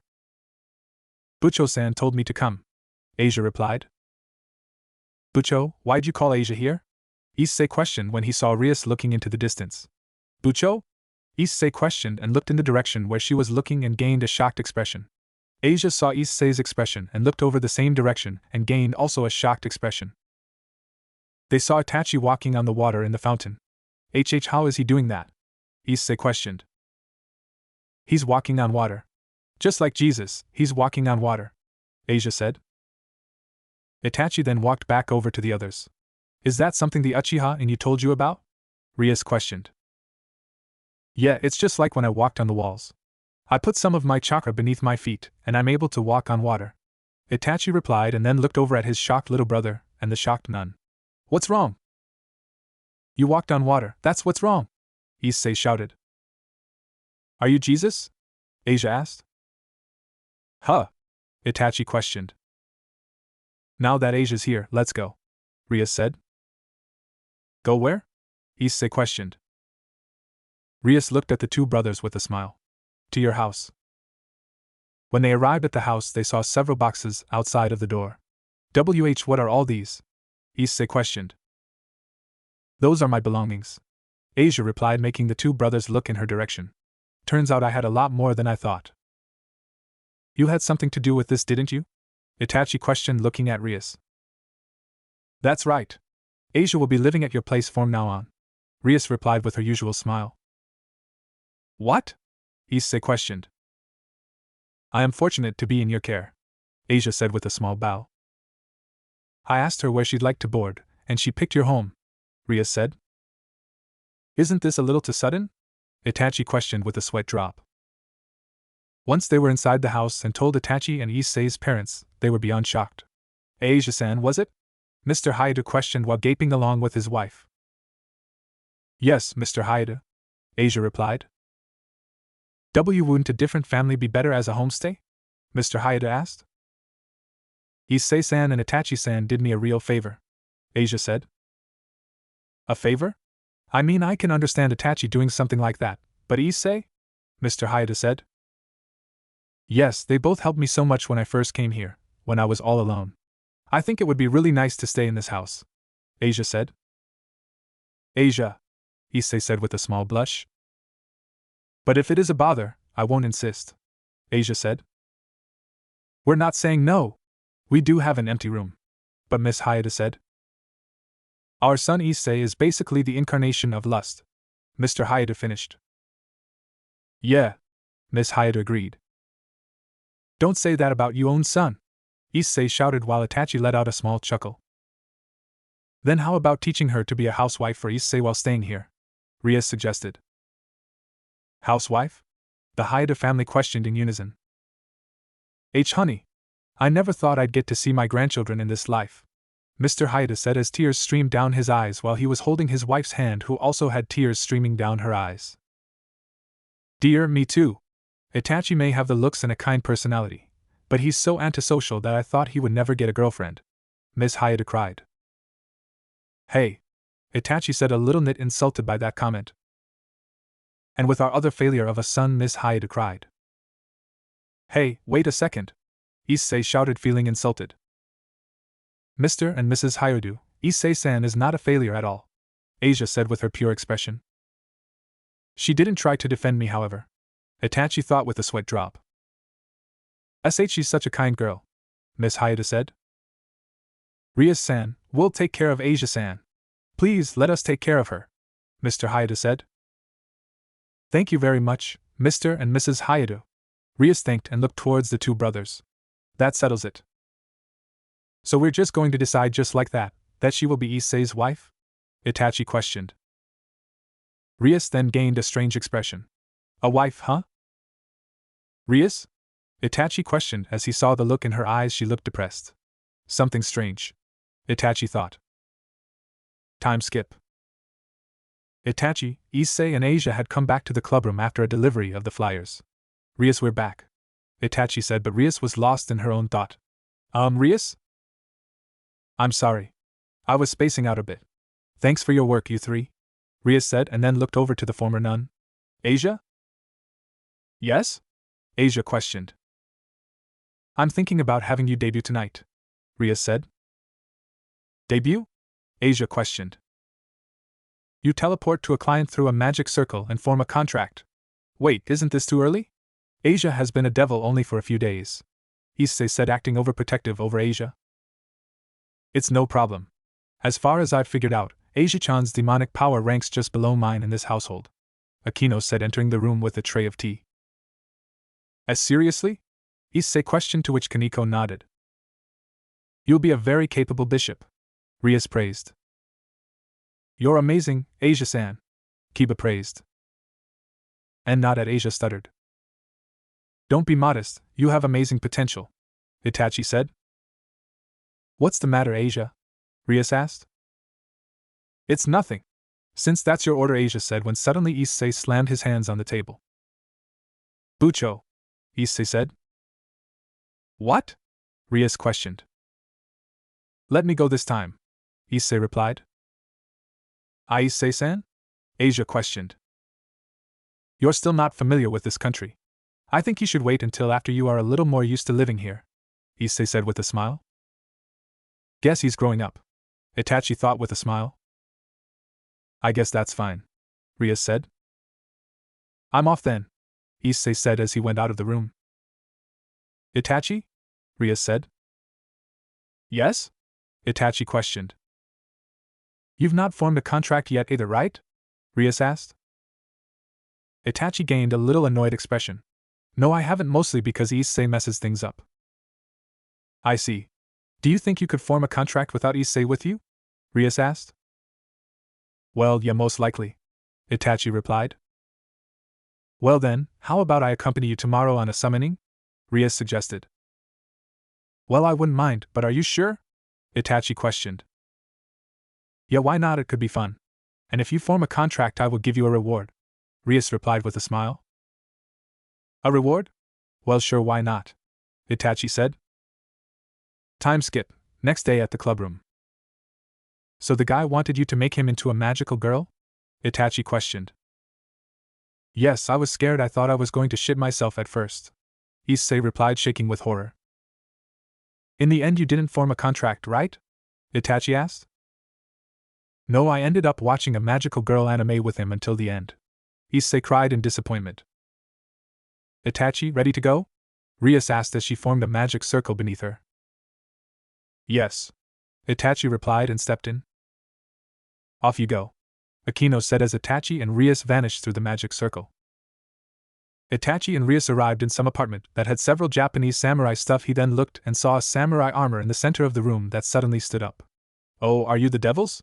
The samurai armor asked in a girl's voice. You're the client? You're a woman, right? Itachi asked as he looked at the samurai mask that covered her face. The mask looked like an old man with a mustache. Yes. The samurai girl nodded. My name is Susan. I came here to study because I love Japanese culture. Okay, but what's with the armor? Itachi questioned. I'm sorry. I clad myself in armor to be protected from dangers of the night, Susan replied. Is that so? Itachi said. But I'm glad nice devils like you came. If a scary devil had come, I would have had to draw this Kijinmura Kunishige, Susan said and drew out her katana. Huh, Itachi commented. They then sat down. So, Susan-san, what do you want us to do? Itachi asked. Susan then brought her hands in front of her mask and making sounds that sounded like crying. Please accompany me to the university so I can retrieve the notes I left there. That's it? Itachi asked with a sweat drop. The university is scary at night, Susan shouted while crying under her mask. She's the scary one, Itachi thought. They ended up walking outside towards the university. Suddenly a dog was heard barking, scaring Susan so that she began swinging her katana around. What's wrong? Itachi asked. Sorry, streets at night are scary, Susan apologized.